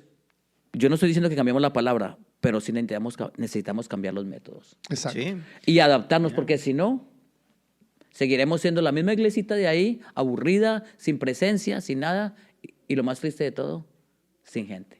Yo escuché una frase hace poco de uno de los escritores que estoy leyendo muy, muy constante. Por ahí lo van a conocer, se llama Lucas Leis, es un argentino, un doctor de teología, pero él habló un tema sobre, su mamá era médico y dice que su mamá le dijo desde el principio, le dijo a su hijo, hey, si tú escuchas que la ciencia niega a Jesús, es mentira. La ciencia está hecha para alabar a Jesús, para creer en lo que Jesús hizo y darle un razonamiento a lo por qué está pasando. Entonces muchas veces nosotros pensamos que hay una división entre lo sobrenatural del Señor y lo racional de la humanidad.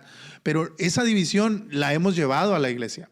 Y es ahí donde yo creo que tenemos un pequeño problema, porque hoy en día mucha gente necesita conocer al Jesús racional que necesita la sociedad. Sí, correcto. Porque el Jesús que yo y tú conocimos fue un Jesús que te hizo cambiar una vida racional, que estaba en la adicción y la cambiaste a tal grado de que hoy eres una persona de bien. Correcto. Pero en muchas ocasiones nosotros pensamos que nada más Jesús lo necesitan los adictos. O que nada más, y yo con esto no estoy generalizando, yo estoy hablando no de una sola religión o de un solo ministerio, estoy hablando de la religión en general. Pues. En ocasiones nosotros pensamos más en lo que tú decías, en el ¿cómo se dice? Tengo un derecho de admisión, en el aspecto que yo no te voy a dejar venir en short a la iglesia porque aquí se viene con una manera de vestir. Tienes que traer corbata. Ajá, exactamente. Entonces, nosotros también eso lo hemos trasladado y voy a salirme un poco de la religión en el trabajo. Muchas veces nosotros pensamos que es más importante tu talento que tu corazón. Y en ocasiones nos guiamos más por los talentos y puedes ser una persona que no me interesa tu vida, nomás me interesa que cumplas en tu trabajo. Y eso es lo que yo creo que muchas veces sucede en la iglesia. No me interesa que tu corazón esté destruido, lo que me interesa es que traigas corbata. Y ahí es donde yo creo, porque yo también vengo de una iglesia así. Tenaz. Yo vengo de una iglesia mucho más religiosa y mucho más fuerte en ese aspecto. Y yo decía, y lo digo y lo sostengo, debajo de esas faldas hay más pecado Y sí, que en un pantalón de una mujer. sí. No, y es por eso que a veces yo creo, y igual, con todo respeto. lo Claro, digo. es con respeto. Ajá. Sí, claro, y es lo que estamos tratando de hacer, para todos los que nos están escuchando, que digan, no, pues tal vez lo sientan un poco fuerte, pero la verdad es con todo respeto, y porque aún nosotros pues nos podemos categorizar en esa misma categoría, pues, o sea, no hemos también igualmente, hemos tenido nuestros prejuicios Claro, y todo eso, claro. pero con eso también, o sea, quiero decirte que por eso muchas veces también, o sea, perdemos la influencia. Exactamente. Perdemos la influencia que realmente podemos tener, y es por eso que hace rato, yo dije algo que, cuando yo voy con mi familia, cuando yo voy para México, o sea, eso es lo que yo hago, pero, o sea, yo estoy alrededor de ellos. A mí me gusta estar alrededor de ellos, o sea, yo no me ando escondiendo bajo de una piedra porque, ellos son diferentes o ellos hacen cosas diferentes que yo. No, o sea, yo comparto con ellos, yo convivo con ellos, yo hablo con ellos, yo platico con ellos, ¿por qué? Porque yo quiero mostrar, la persona diferente que se ha creado dentro de mí, Claro. de lo que Dios ha hecho en mí, realmente se debería reflejar en ellos. Y muchas veces por eso, se pierde la influencia. ¿Por qué? Porque, o sea, decimos, hey, hay todas estas reglas, pero muchas veces esas reglas ni aún nosotros mismos podemos, vamos a ser No, realistas. y Sí. es que en realidad, si te pones a pensar, qué fácil es vivir en un círculo donde todos son cristianos. Y es como lo que tú has querido, lo que has, con estos, los meses estos que han pasado, como lo que se ha estado, yo veo, mire que viene de ti, lo que se ha implementado en la iglesia. Si tú te metes en esa burbuja de que oyes decir a alguien como tus familiares, una grosería y santo Dios, o sea, sí. como que, entonces, lo primero que afecta va a ser la relación con las personas. Sí. Y si la gente no se siente relacionada contigo, entonces, si no se sienten relacionados con nosotros, entonces hemos perdido el propósito por el cual Dios nos llamó. Así es. Exacto, ya. Y un buen ejemplo, y no lo digo nomás, o sea, lo digo como un ejemplo, pues, que como me sucedió esta vez que fuimos para México, andábamos ahí con mis primos y todos decidimos, hey, vamos a visitar el sitio de mi abuelita. Y fuimos y tuvimos un tiempo suave, pudimos arreglarle allí su sitio, todo ahí donde mi abuelita querida fue enterrada y todo, y le llevamos flores, todo, y ahí estábamos alrededor, y una de mis primas, yo no andaba allí empujándole, ni andaba, ahí estábamos nomás disfrutando el tiempo, y de ella salió y me dijo, hey, Jorge, ¿por qué no haces una oración por nosotros? Yo dije, claro que sí, prima, vénganse. Y todos mis primos, todos, que están entregados, o sea, ¿eso qué? O sea, lo bonito fue que ellos pidieron algo que vamos a hacer juntos. Y algo que tú les pudiste dar, Y algo que que yo les tienes. pude dar, o sea, Exacto. algo que yo no les estuve presionando, yo soy esto, yo soy el otro, o yo sé hacer esto, no, o sea, o yo, nada, o sea, yo soy transparente con ellos, y de poder tener esa relación con tus seres queridos es algo bonito, o sea, ellos no tienen que venir a mi iglesia para que yo les dé amor. O sea, solamente, no, si ellos no vienen aquí a la iglesia conmigo, pues entonces, pues allá ellos y yo acá. No, si yo puedo, yo voy a visitarlos. Si yo puedo, yo voy a estar con ellos. Si yo puedo ir a sus fiestas, yo voy a ir a sus fiestas. ¿Por qué?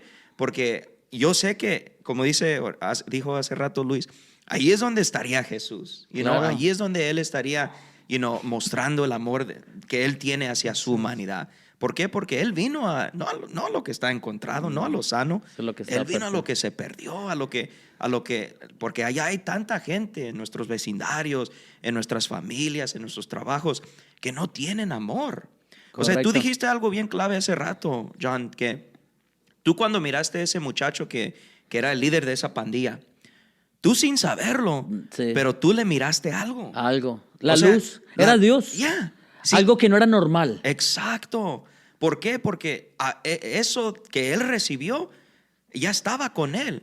Y el que fue falto de eso, que fuiste tú, lo pudiste ver. Y él no Así es. salió, mira esto, tú eres un pecador, no, nada. Yo tuve que ir, y como en tu caso, tú pudiste haber dicho, no, pues ella ya está muerta y no hay nada, simplemente hay esto. hasta te iban a golpear ahí. Pero ¿qué hiciste? Fluiste con ellos. Y esto es bien importante, porque a todos ellos un día les va a llegar su necesidad espiritual. ¿Y a quién crees que van a buscar? A ti. Yeah. ¿Por qué? Porque se sienten identificados contigo. Claro. Que sabiendo que tú eres creyente, sabiendo que tú vives una vida diferente a ellos, que compartes con ellos, tal vez no haces lo mismo que ellos hacen, pero se dan cuenta que son personas que tú te prestas para que ellos vengan y hablen contigo. No, y es que en realidad nosotros tenemos que ver esa perspectiva, que muchas veces nosotros somos el único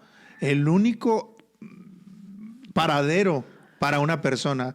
Somos Sí. el único lugar donde pueden llegar a estacionar Tal sus vez. vidas para que conozcan de Jesús. Pero en ocasiones nos cegamos tanto religiosamente, Yeah. queremos hacer cosas que tienen que verse más física, y eso es bíblico. O sea, vemos a este hombre que estaba orando en voz alta para que todos escucharan. Bro, de eso seguimos, de esa pie seguimos cojeando hoy en día. Muchas veces nosotros pensamos que el vernos bonitos, el irnos a lugares, etcétera, etcétera, etcétera, eso va a hacer que podamos modificar más nuestro entorno. Pero mira, yo quiero decir algo que hace días platicamos George y yo. Hablábamos mucho sobre el tema de por qué las ciudades o los vecindarios tienden a ser vecindarios que la gente no quiere vivir ahí. Pero eso tiene mucho que ver por cómo la persona cuida su casa. O cómo, ¿te acuerdas que me decías? No, pues es que aquí las personas son dueñas de sus casas y por eso las arreglan, pero cuando rentan, pues les vale, La no chucha. hacen nada por sus colonias. Pero mira, eso puede ser también una vida que tiene Cristo en sus vidas, Sí. una persona que tiene a Cristo en su vida. Muchas veces nosotros no le hacemos caso a esos detalles, pero hay ocasiones que tu vida puede hablar mucho más que tus palabras. Lo que eso tú es eres, definitivo. lo que tú haces, la manera en que tú trabajas, la manera en que tú te expresas, la manera en que tú vives, la manera en que tú tienes tus carros, la manera en que tú Todo vives eso. tu vida, Sí. en realidad refleja más a Jesús. Sí, claro. Refleja mucho más a Jesús que lo que tú predicas, hablas o dices el miércoles y el domingo, Correcto. o el viernes o el sábado, el día que tú vayas a una iglesia. Pero mira, nosotros, y esa frase la he dicho muchas veces de un pastor que la escuché en Tijuana, José, que él decía, oye, ¿quieres,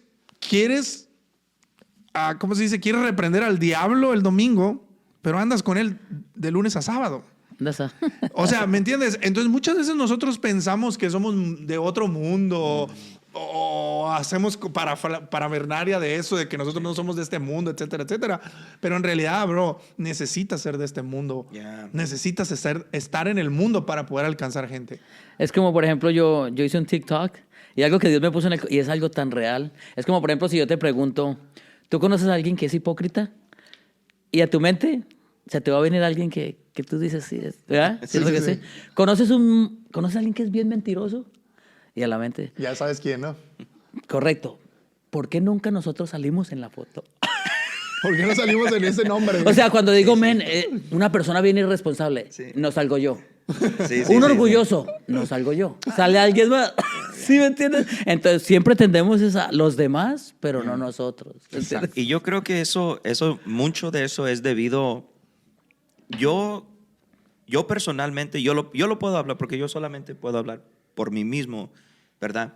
Pero yo creo que mucho de eso fue debido a experiencias duras, ¿verdad? Que yo tuve que pasar, o sea, cosas que sucedieron me ablandaron, o sea, como que trae esa humildad a tu vida porque te das cuenta, hey, yo soy ser humano, soy ser humano y la verdad no hay ningún pedazo de perfección dentro de mí, y te das cuenta de que tú también estás, o sea, tú también caes, tú también pecas, o sea, tú Claro. también la riegas a veces, y cuando uno se da cuenta de eso, uno ve a la gente diferente. Eso a mí me ha sucedido, o sea, yo por eso, también por eso actúo de la manera que actúo, hago lo que yo hago. ¿Por qué? Porque me ha entrado ese sentido de decir, ¿sabes qué, man? Yo la he regado, o sea, yo también fracaso, yo también fallo, yo también, como digo, la he regado, y ¿quién soy yo? Sí, pero el amor de Dios es el que realmente me ha sostenido, es el amor de Dios que realmente me ha levantado en esos momentos, que me ha recordado de que sí, hijo, ¿sabes qué? fallaste, o sea, sí, está bien, pero aquí estoy yo. Y de igual manera, por eso yo digo, si Dios ha sido así conmigo, hey, la gente también se merece que nosotros que lo conocemos, que seamos de esa misma manera con ellos. Correcto. Pero eso es hermoso, bro. Eso es hermoso que tú puedes decir hoy, ¿sabes qué? Pero hay gente, podemos ser muchas veces que yo he cometido errores, he cometido, ¿me entiendes? Y a veces hay gente que comete tantos errores y todo, pero no son capaces de reconocer. Y es triste porque esa persona va a quedar ahí en el mismo hueco estancado. ¿Me entiendes? Yo, por ejemplo, he cometido errores, he pasado por cosas bien duras. Tú has mirado lo que he pasado, pero yo le doy gracias a Dios que el día de hoy, la vida, Dios, a través de la vida, de los años, me ha enseñado los errores que he cometido. Hoy puedo decir, ¿sabes qué? Catastrófico esto que hice. Esto estuvo, ¿me entiendes? Y puedo aprender, y hoy puedo decir, para la próxima vez seré una persona completamente diferente, actuaré diferentemente, haré esto diferentemente, pero como dices tú, eso solo lo hace Dios.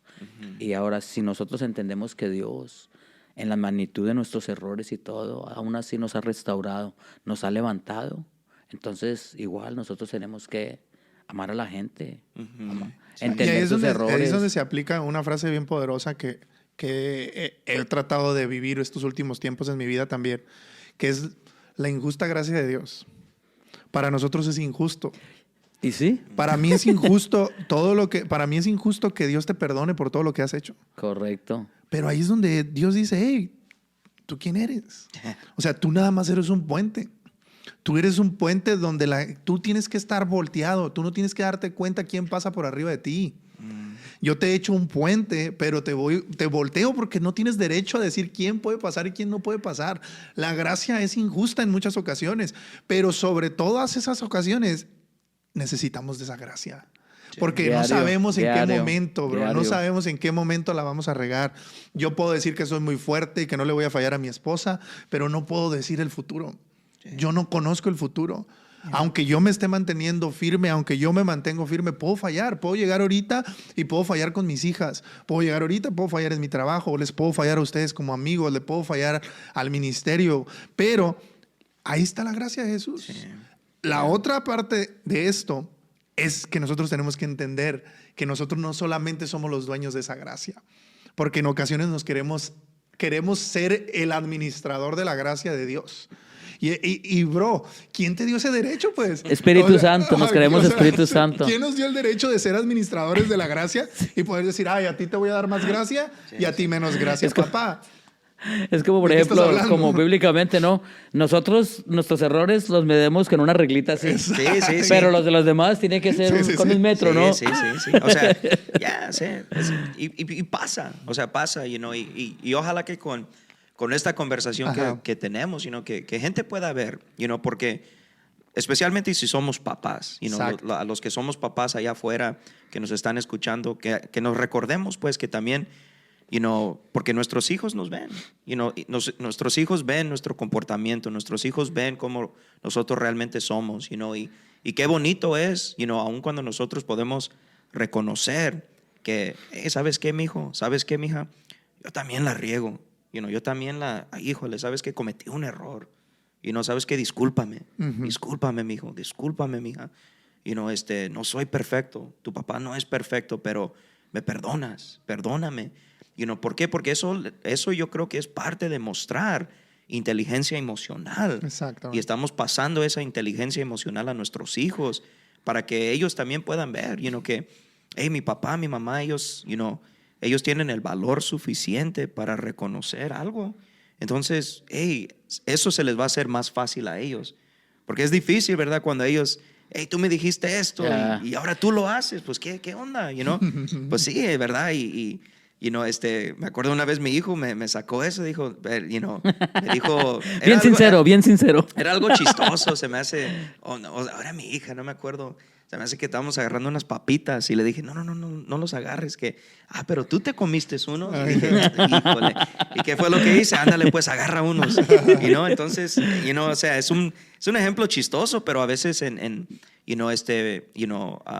hablando pues de eso, o sea, necesitamos que estar, a veces nos llevamos tanto por el otro día yo estaba pensando en esto, a veces nos llevamos tanto por un sistema en vez de lo que es práctico en la vida.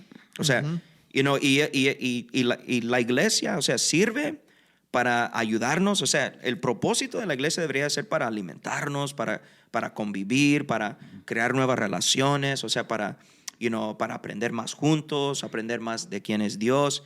Pero a veces nos creamos un sistema que a veces en verdad, a veces nos hace prisioneros de ese sistema sin saber de que dejamos todo lo práctico, todo lo que es realista, todo lo que, o sea, todo lo que nos puede usar de nuestras vidas diarias, lo dejamos a un lado. Y ese sistema se llama religión. ¿Religión? Y es triste. Si tú oyes, cuando tú oyes la palabra religión, ¿qué es lo primero que se te viene a la mente? Dios. Religión, ¿sí o no? Pero en realidad la religión mata. La religión no sirve. La religión es la forma de cómo el ser humano es la forma inventada por el ser humano para acercarse a Dios. Pero la religión no sirve. La religión mata. Como tú dices, te mete en un sistema que si tú no cumples con estas normas, no sirves. Sí. No, lo práctico.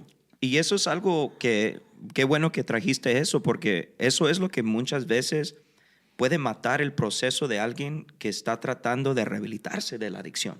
Exacto. Y eso es lo que a veces yo creo que íbamos hablando el otro día también de esto, de que a veces especialmente con alguien que está dejando las drogas o el alcohol o algo, o sea, en vez de ayudarlo en formas prácticas, en vez de ayudarlo en ciertas, en cómo trabajar con sus emociones, cómo trabajar con las traumas, cómo trabajar con cosas que tal vez las ansiedades que tal vez le recuerden, los momentos que le recuerdan de cuando se ponía loco esto, que tal vez lo pueda llevar de regreso. O sea, a veces yo creo que en mi personal, o sea, a veces fallamos, ¿verdad?, en enseñar esas cosas.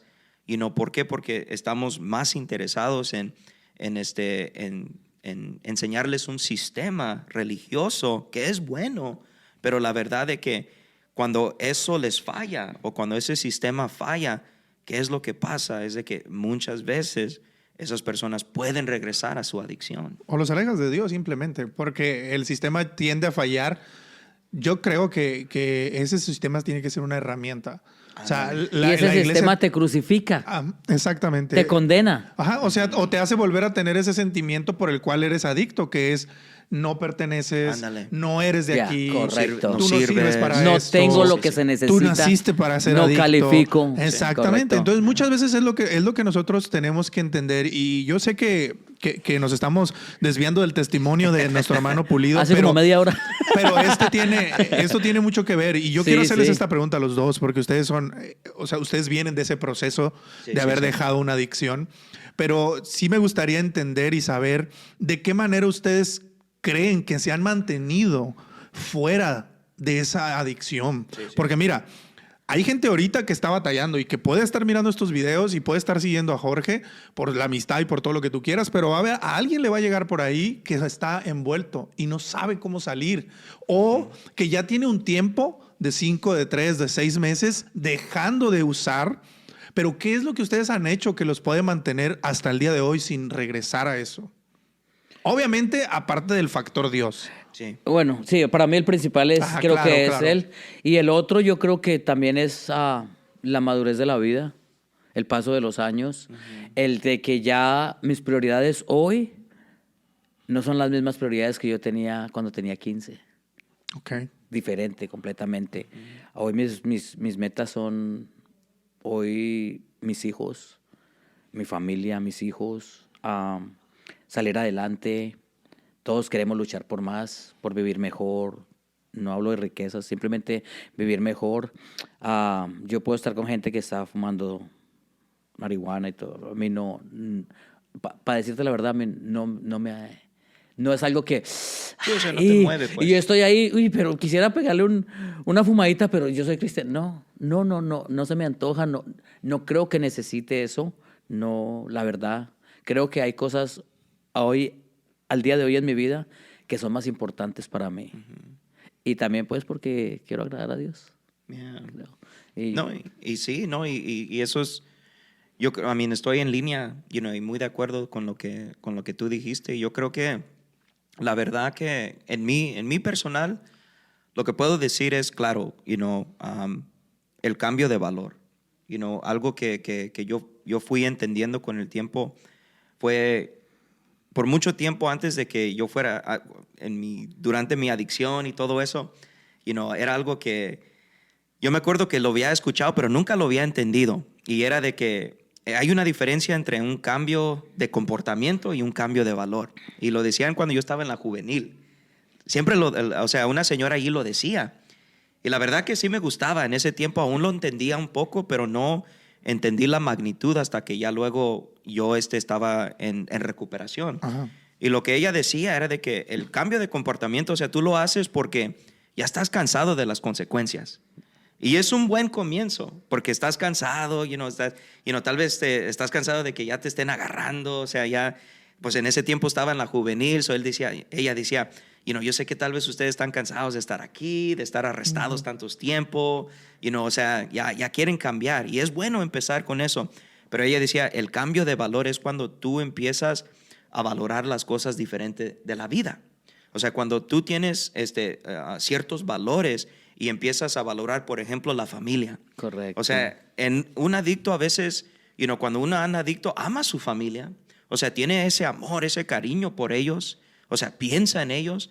Pero la verdad, en ese tiempo, lo que tú estás haciendo, en verdad, lo valoras más que tu familia. Porque es una adicción. Sí, por la adicción, pues. Entonces, con el tiempo yo fui entendiendo, ¿verdad? De que, con la ayuda de Dios, ¿verdad? Dios pudo abrir mis ojos a darme cuenta de que, mira, tú en realidad no valoras tu vida, no estás valorando, tu identidad, no estás valorando tu familia, todo es egoísmo, pues. Es una vida egoísta la que yo estaba viviendo.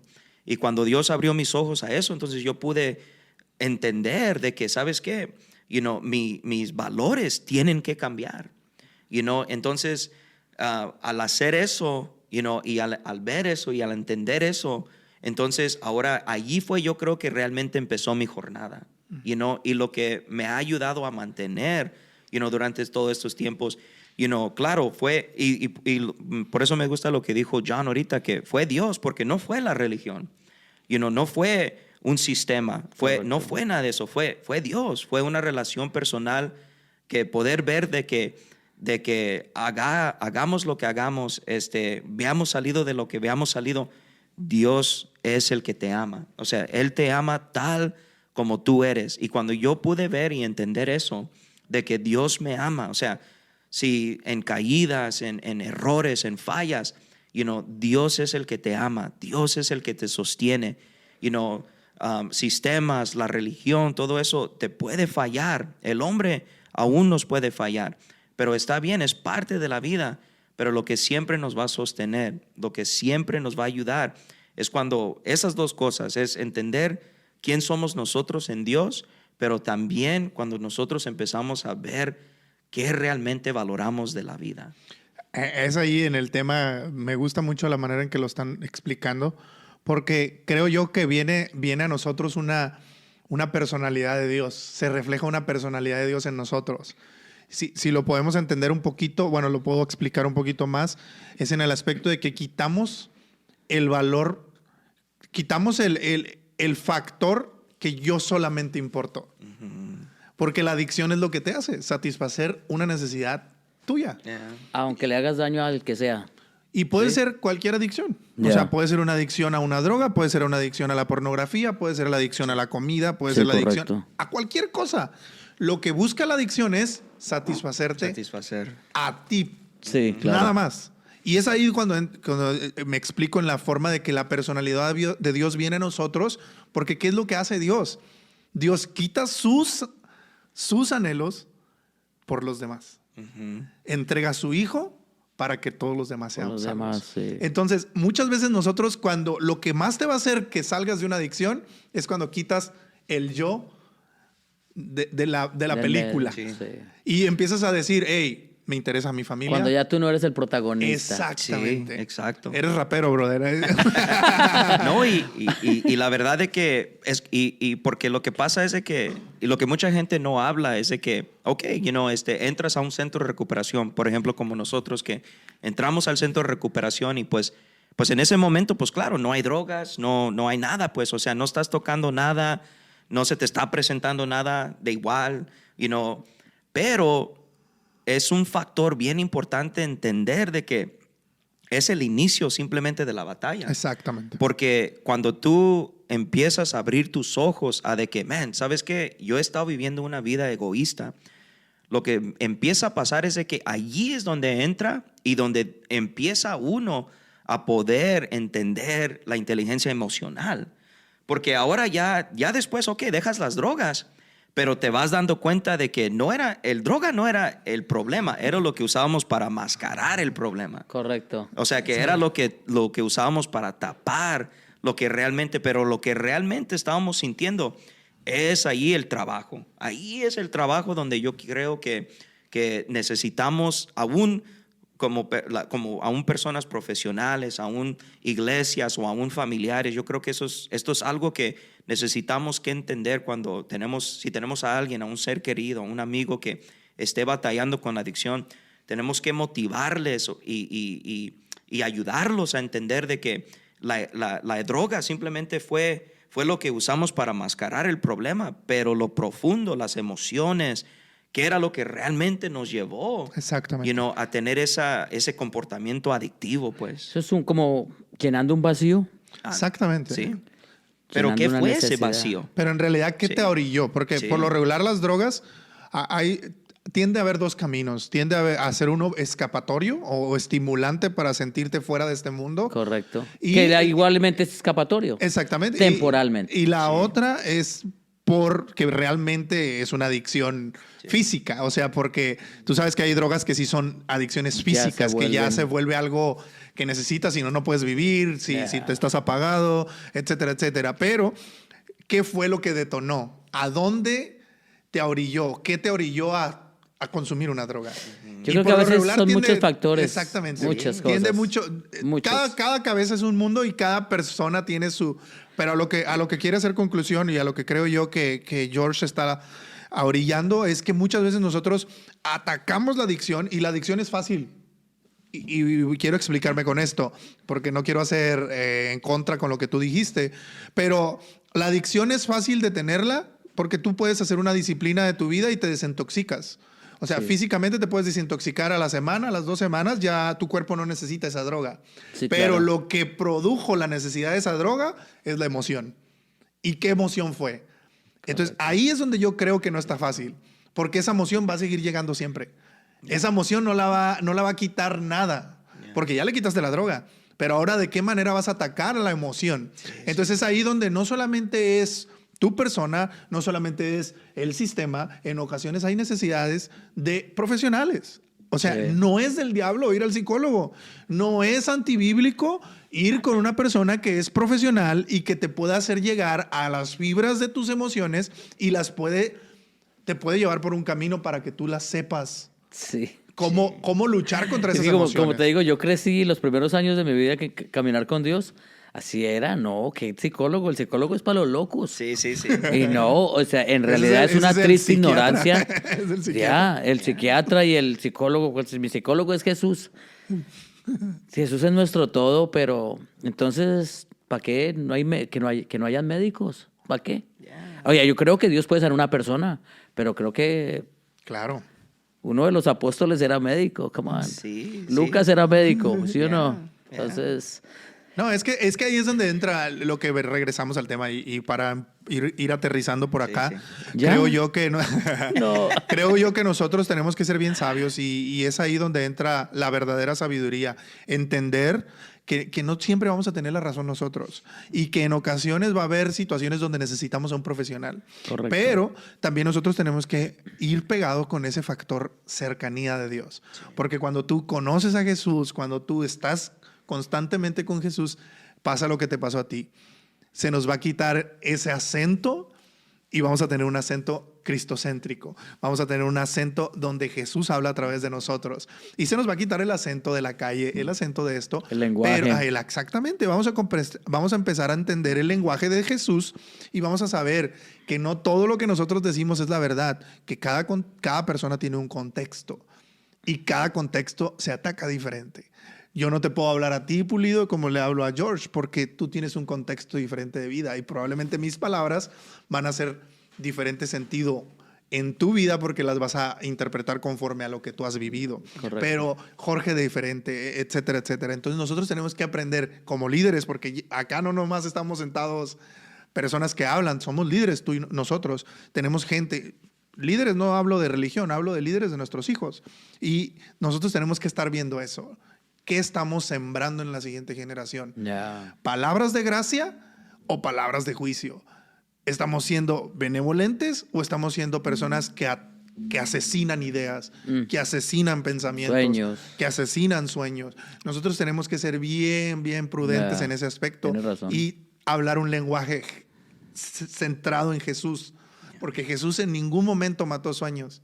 Jesús nomás les dijo, hey, necesitas ser preparado para lograr ese sueño.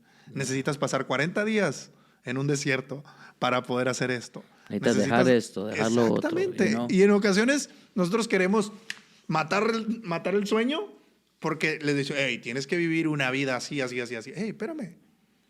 No necesitas matarle el sueño de esa manera. Enséñaselo con tu vida, con un lenguaje de Jesús. Sí. Y está difícil, pero se puede. Sí, claro. Yeah. Amén. Unas últimas palabras, John. Pues no, yo te quiero agradecer, bro. Gracias por invitarme. A veces yo escucho todos tus episodios. Nomás he escuchado, creo que no el último, el anterior, de una madre de familia. Oh, sí, sí, sí. No lo he escuchado, pero el resto los he escuchado todos. ¿Y sabes qué me gusta? Me gusta que son historias reales y... Porque a veces, igual, vamos a la cultura de la iglesia. Oh, aleluyita y gloria a Dios y que la gloria de Dios cae y que... No, hay gente que viene y sí, son creyentes, pero hablan su realidad. Sí. Ey, también me da hambre. También si sudo, tal vez huelo mal. ¿Sí me entiendes? Sí, o sea, sí, no sí. venimos aquí a que somos perfectos. No, me gusta mucho y gracias, bro. Y espero un día volver y que podamos tocar. Hay tantos temas hay que yo tantos miro, temas. como por ejemplo cuando el muchacho que habló de la adicción a la pornografía. Sí, bro, sí, sí, hay sí. tanto, se pueden tocar tantas cosas. Yeah. Son cosas reales que gente batalla día a día, pero son cosas tan íntimas y tan personales que pues... Y nadie las quiere hablar. Nadie, Nadie las- porque no yeah. quiere ser objeto o no quiere ser el blanco de, oh, pues este man es así, ella es así, ¿me entiendes? Pero muchas veces gente quisiera saber una respuesta acerca de eso. No, y sí. ¿Me entiendes? Y a eso es lo que vamos, a mí, man, gracias y gracias por aceptar estar aquí con nosotros, la verdad que, y qué bueno que pudiste compartir, tu historia, gracias por por ser vulnerable, ¿verdad? Y compartir aún de la tema de la adicción, ¿verdad? Porque yo sé que, como estábamos hablando ahorita, y para todos los que nos escuchan, todos los que nos estén escuchando, si tú estás, si eres tú, no estamos aquí para condenarte, no estamos aquí para hacerte sentir mal o hacerte sentir menos, no. Porque pues aquí hay dos personas que han pasado por eso. Yo estuve adicto a la cristal, igual aquí como con mi brother John aquí, y sabemos lo que tú estás pasando. Sabemos que en lo profundo de tu ser tú dices, yo quiero cambiar, yo quiero dejar esta droga, yo quiero estar feliz con mi familia, yo ya no le quiero hacer daño. Y si esa persona eres tú, de donde quiera que tú me escuches, yo quiero dejarte saber que ¿sabes qué? Sí hay una esperanza. Hay una esperanza para tú dejar esa droga. Tú ya no tienes que vivir en esa oscuridad. Tú ya no tienes que estar allí batallándola a ver cómo vas a conseguir el siguiente 20 de droga o esto o lo otro o qué vas a robarte para poder conseguir. Tú no tienes que vivir en eso. Tienes una familia que te ama y sabes que hay esperanza. Si esa persona eres tú, ¿sabes qué? Mándanos un mensaje. Mándame un mensaje a través de Instagram, a través del TikTok o a través de aquí del YouTube. Ahí está nuestro correo electrónico. Mándanos. Y yo con gusto, si tú me mandas ese mensaje y tú estás buscando un lugar que te puedan ayudar, que te puedan aceptar, y que te puedan llevar a esa línea derecha que tú quieres, que tú tanto anhelas, porque yo sé que tú anhelas, yo sé que en lo profundo de tu corazón tú anhelas cambiar y sabes que sí se puede. So, si esa persona eres tú, mándanos un mensaje. Y para todos los demás que nos escuchan, tal vez tú eres una mamá, tal vez eres un papá, un hijo, una hija, que estás viendo a tu mamá, estás viendo a tu papá en esta adicción, o un familiar que te duele ver lo que ellos están pasando. Pues también de igual manera aquí estamos para ustedes. Si ustedes quieren conversar, si quieren escuchar parte de nuestra historia, de cómo nosotros pasamos por lo que pasamos, cómo vencimos lo que vencimos, para tal vez darles aliento, darles esperanza para ese familiar. Aquí estamos también para platicar con ustedes. Pero a todos los que nos escuchan, muchísimas gracias por todo el apoyo que ustedes nos están brindando. Muchísimas gracias por escucharnos. Sigan allí compartiendo los videos que sacamos en el Instagram, TikTok, aún aquí de YouTube. Gracias por todo su apoyo. Y allí síganos y aquí estamos y le vamos a traer muchos más episodios a toda mi raza ahí hispana, a todos los latinos, colombianos, mexicanos, Suramérica, todo Centroamérica. No nos olvidamos de ustedes, los amamos. Offbeat Español, let's go.